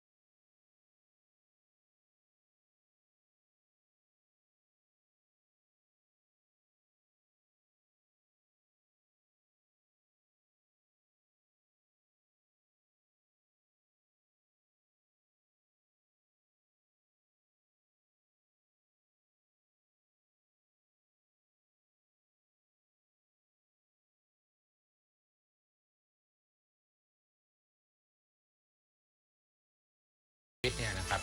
เริ่มต้นมาจริงๆจากเพลงชีวิตสมัยครูคำพลสอนปุณณานนท์หรือว่าเสน่ห์โกมารชุนแต่ต่อมาเนี่ยที่มาเป็นเพื่อชีวิตแล้วก็เป็นแบบฉบับมากันจนถึงทุกวันเนี่ยนะครับเริ่มต้นจากหลังเหตุการณ์14 ตุลาปี 16คำว่าเพื่อชีวิตนั้นเกิดมาจากหนังสือของจิตรภูมิศักดิ์ครับเพราะฉะนั้นเพลงเพื่อชีวิตถ้าพูดกันให้เต็มๆก็คือเพลงเพื่อชีวิตเพื่อประชาชนนั่นเองนะครับเพลงเพื่อชีวิตผมเชื่อว่ายังมีอยู่คู่สังคมไทยตลอดไปนะครับแต่ว่าจะมีการปรับเปลี่ยนซึ่งอาจจะเป็นร็อกก็ได้เป็นแจ๊สเป็นแรปเป็นอะไรก็ได้นะครับอยากให้ทุกคนนะครับไปมองที่การทำงานของศิลปินนั้นๆไปดูที่ผลงานเพลงนั้นๆนะครับมันก็จะทำให้เพลงเพื่อชีวิตนั้นก็จะเดินหน้าต่อไปนะครับบิลาบินมาบินเรื่อยมาเล่นลมชื่นชมธรรมชาติอันที่งามสะอาดตา 5 ทุ่ม 23 นาทีนะครับเพลงที่คุณผู้ฟังขอมาจากสุไหงโกลกนะครับตายสุดเลยก็ได้ฟังแล้วจดหมายถึงพ่อนะครับแล้วก็มีผู้ฟังบอกว่าเพลงนี้ฟังทีไรคิดถึงลูกสาวทุกทีนะฮะขอบคุณมากครับวันนี้ผมพอดีเพื่อนมาจากเชียงใหม่เพื่อนรักที่เรียนวัดนวลนอริกด้วยกันเป็นกลุ่มที่ทำกิจกรรมเพื่อสังคมส่วนรวมตั้งแต่สมัยเราเรียนมัธยมกันคือลูกเสือกองร้อยพิเศษของโรงเรียนวัดนวลนอริกก็เลยนัดเจอกันนะครับแล้วได้รวมตัวกันได้ประมาณ6 คนนะฮะจากในกลุ่มที่มีกันเกือบ20 คนก็คุยกันถึงเรื่องลูกสาวนั่นแหละครับก็ครูเป็นพ่อก็เป็นห่วงเรื่องลูกสาวนะครับจะไปกับเพื่อนผู้ชายทั้งหลายก็พวกเราก็มีวิธีการรับมือกันต่างๆนานาประสบการณ์ตรงจากการรับมือโดยที่เคยไปจีบลูกสาวชาวบ้านก็เราก็ตอนนี้ก็ต้องกำเวรมีจริงกันนะฮะแล้วก็ได้คุยกันก็มีเหมือนกับเป็นกำลังใจเป็นพลังใจให้ในช่วงที่หลังจากเหน็ดเหนื่อยกับการทำงานในทนดนตรีไลฟ์มาก็เหมือนกับได้เติมพลังใจนะครับแต่ประเดี๋ยวเพื่อนเขาก็เดินทางกลับไปที่เชียงใหม่แต่ผมก็ต้องเดินทางเร็วๆนี้นะฮะต้องไปทางภาคเหนือไปภาคอีสานไปกันหลายที่ครับก็ชีวิตต้องเดินหน้าต่อไปนะครับเสร็จจากงานของทนดนตรีไลฟ์ก็ต่อเนื่องเลยนะครับเตรียมงานต้อนรับเยาวชนจาก5 จังหวัดชายแดนภาคใต้นะฮะที่สุไหงโกลกที่นราธิวาสนี่ก็จะมีเยาวชนจาก5 จังหวัดชายแดนภาคใต้เนี่ยมาใช้ชีวิตกับครอบครัวธรรมในภาคกลางนะครับแล้วก็ในปีนี้ปีที่2ทั้งหมดเนี่ยคือปีที่2ของรุ่นเนี่ยนะครับก็จะจริงๆแล้วมันรุ่นที่45นี่คือ20 ปีแล้วแต่ว่าปีที่2ที่เราได้เพิ่มกับทางฝั่งทะเลอันดามันนะครับก็จะมีคู่ขนานกันไปผมก็จะต้องเดินทางไปที่กระบี่นะครับกระบี่เพื่อที่จะไปนะครับไปเป็นพิธีกรในพิธีเปิดโครงการสารเจไทยสื่อใต้รุ่นที่45ที่จังหวัดกระบี่ครับก็ฝั่งทะเลอันดามันส่วนในกรุงเทพก็จะต้องทำหน้าที่ในช่วงต้นเดือนตุลาคมนะครับก็ต้อนรับเยาวชนกันในช่วงเดือนตุลาคมทั้ง340 กว่าคนที่จะต้องมาใช้ชีวิตในภาคกลางแล้วกิจกรรมในโครงการด้วยนะครับเดินทางกันได้เพลงที่คุณผู้ฟังขอไว้จากสระแก้วนะครับก็ฟังกันสบายๆก่อนพักผ่อนหรือใครจะเคลิ้มหลับไปกับเพลงนี้ก็ยินดีพี่แอสุนทรีเวชนนท์ติดต่อไว้เหมือนกันจะเชิญมาในทนดนตรีไลฟ์ปีต่อไปด้วยนะครับไม่ทราบว่าจะได้มากน้อยแค่ไหนก็ต้องคอยติดตามในปีหน้าก็แล้วกันน้อยใจยากครับ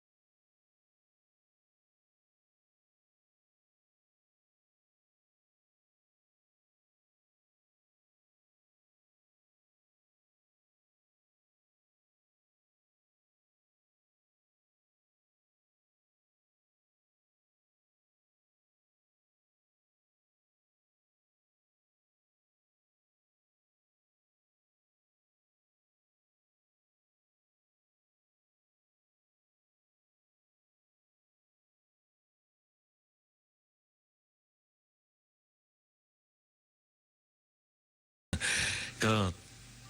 เป็นสาวเหนือที่ร้องเพลงเพราะแล้วก็เสียงคล้ายกันกับพี่แอนสุนทรีเมื่อตอนที่พี่จรัญ มโนเพชรยังมีชีวิตอยู่ได้มีโอกาสเดินทาง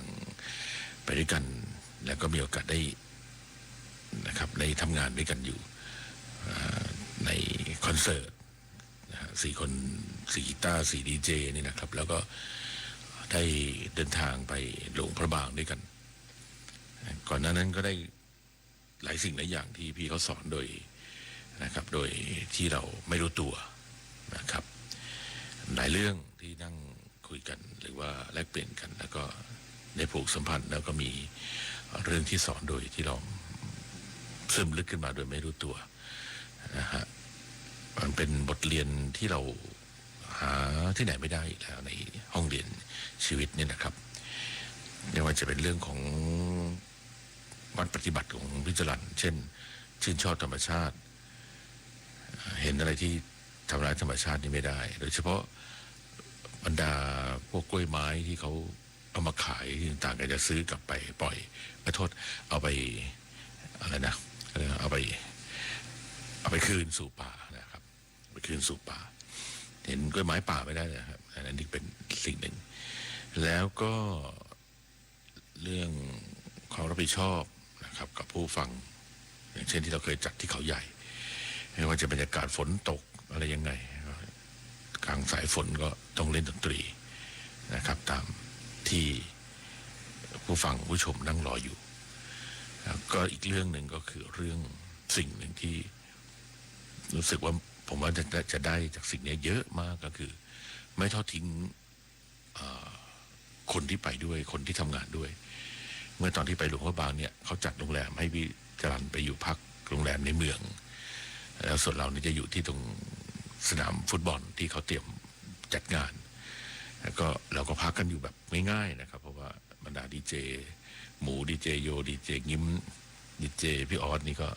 อยู่กันง่ายๆนั่งคุยกันเสริมเสหาปรากฏว่าทำไมพี่จรัญเตรียมนิดบอกจะให้ JR ไปพักผ่อนละนะครับพี่จรัญก็เรียก JR ไม่ยอมไป JR นั่งอยู่กับพวกเราบอกเอาพี่ไม่ไปพักที่โรงแรมที่ภูคำเหรอที่เขาจัดไว้ให้ในเมืองที่หลวงพระบางโรงแรมแขกพิเศษโดยเฉพาะศิลปินก็จะต้องพักที่นั่นรัฐมนตรีเขามาต้อนรับเลยนะครับแกก็บอกว่าไม่หรอกคืนนี้จะนอนอยู่นี่นอนอยู่พวกเราแล้วก็โอ้โหดีใจมากเลยนะครับว่าระดับศิลปินระดับประเทศระดับชาติเนี่ยนะครับเขามาพักมานอนด้วยกันกับเรานอนแบบไม่มีที่นอนแบบฟูกนิ่มๆเลยนะคือปูเสื่อปูผ้านวมอะไรง่ายๆเพราะหาอะไรได้ก็ปูนอนกันคือสนามฟุตบอลเขาจะมีตรงอัศจรรย์เนี่ยนะครับที่เป็นห้องพักต่างๆก็แล้วก็จัดสัดส่วนกระเป๋าปากใครกระเป๋ามันเป้นอนไว้หนุนหัวแล้วก็นอนกันไปตามสภาพนะครับแต่ว่าเพราะคนมันเยอะนี่ไปมันต้องเตรียมงานแต่เช้าด้วยนะวิจารณ์ก็บอกว่านอนนี่แหละนอนนี่ไม่เอาแล้วที่โน้นน่ะไม่เป็นนอนนะครับเขาบอกว่าเราอยู่ด้วยกันมาด้วยกันก็ต้องกินนอนแล้วก็ต้องอยู่ด้วยกันนะครับแล้วก็เราก็เลยโอ้ดีใจนะฮะ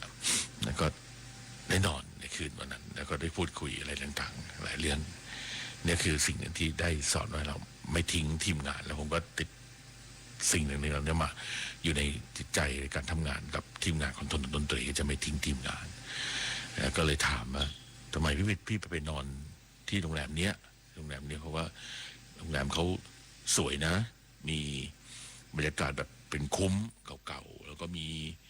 เครื่องนอนเครื่องที่หลับที่นอนเตียงอะไรเนี่ยนะครับแบบของเก่ามาเลยครับของเก่าแบบสมัยโบราณเลยนี่นอนเขาบอกพี่ไม่นอนหรอกพี่กลัวผีนะครับออกมาถึงบางอ้อปีหน้ามานอนกับพวกเรานะครับนักเพลงพเนจรครับ เ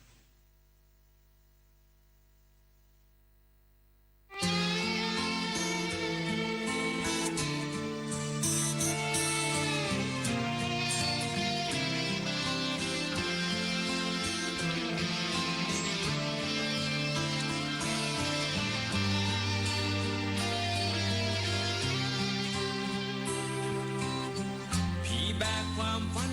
เข้ามาดันดนเดินหาทำงานมาจากดินแดนใบขวานอีสานเมืองโขนทุกสากระเสือกกระสนในเมืองหลวงเสียงโชคเสียงดวงนานับมีแต่ต้องไปไม่มีกลับไรรักไรรอยร้องเดินลมลุกคุกฝนไม่เป็นท่าไม่เหลือแม่เงาของความฝันตาเกียกตาคายจนขาสั่นกับบัดเวลาที่ลมเหลวลมแล้วลมอีกโซเซโซสัตยังย้อนจันโซเซโซสัตมันขัดสนเป็นนักเลงข้างถนนโซเซโซสัตยังจอมจัดโซเซโซสัตไร้รังนอนอยากขอพักนอนค้างคืนสักคืน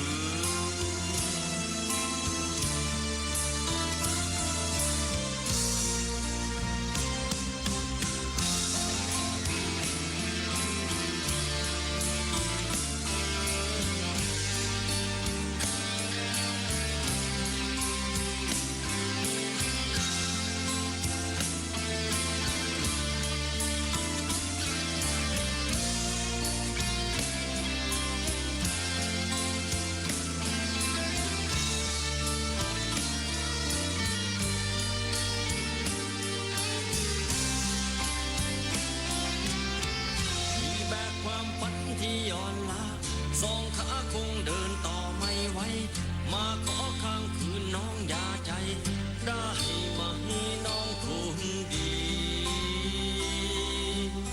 ไม่ดื่มไม่เมาไม่ระบายไม่ทำอะไรที่ไม่ดีไม่อยากรบกวนคืนนี้แต่พี่ไม่มีที่ไป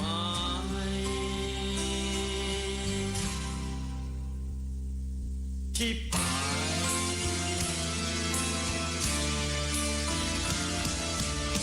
โซเซโซสัตยังจอนจัดโซเซโซสัตมันขัดสนเป็นนักเลงข้างถนนโซเซโซสัตยังจอนจัดโซเซโซสัตไร้รังนอนอยากขอพักนอนค้างคืนโซเซโซสัตยังจอมจัดโซเซโซสัตมันขัดสนเป็นนักเลงพระเนจรโซเซโซสัตยังจอมจัดโซเซโซสัตไร้รังนอนอยากขอพักนอนค้างคืนสักคืน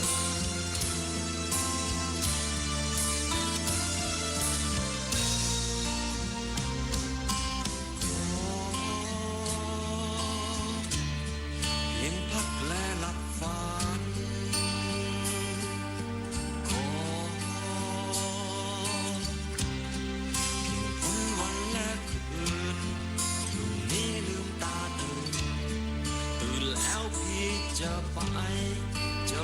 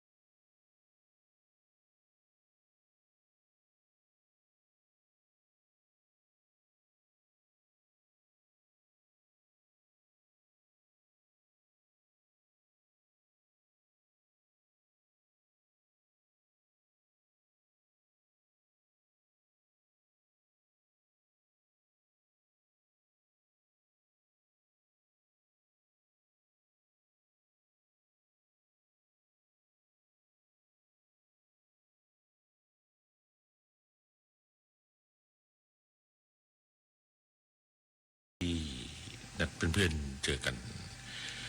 เป็นวันนวลตอนเด็กรุ่น 8-9 ที่เรียนร่วมกันระหว่างมศรุ่นสุดท้ายกับมรุ่นแรกก็พวกผมนี่ก็จะร่วมกันทั้งมศแล้วก็มถึงแม้ว่าจะเป็นรุ่นพี่ปีหนึ่งเขาก็เสียณแล้วครับก็เพื่อนที่เป็นทหารหน่วยรบพิเศษแล้วก็เป็นทหารที่เคยปฏิบัติงานชายแดนเขมรอยู่แล้วก็ไปโดดร่มเป็นครั้งสุดท้ายก่อนเกษียณอำลาราชการแล้วก็มีเพื่อนๆของเขาที่เป็นทหารรบพิเศษก็มาส่งเขานะครับ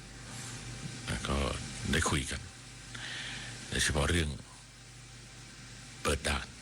ชายแดนก็ความเห็นของเพื่อนเราก็รู้ว่าหัวใจของคนเป็นทหารเขารู้สึกอย่างไรเขาคิดถึงคนที่เขาเสียสละเพื่อประเทศชาติและเหตุการณ์เมื่อช่วงที่ผ่านมาด้วยก็แล้วกันนะครับคือวันนี้ขอบคุณคุณผู้ฟังทุกท่านที่ติดตามชมดนตรีผมเป็นโยรุ่งสมัยและคุณบุญประกอบอบลิ่นควบคุมเสียงนะครับขอบคุณสวททั่วประเทศและเครือข่ายแล้วก็ทางโซเชียลต่างๆด้วยนะครับคือวันนี้พบกันใหม่นะครับ 3 ทุ่มถึงเที่ยงคืนลาคุณไปก่อนนะครับถนนดนตรีเรายังเป็นนักเดินทางราตรีสวัสดิ์ครับ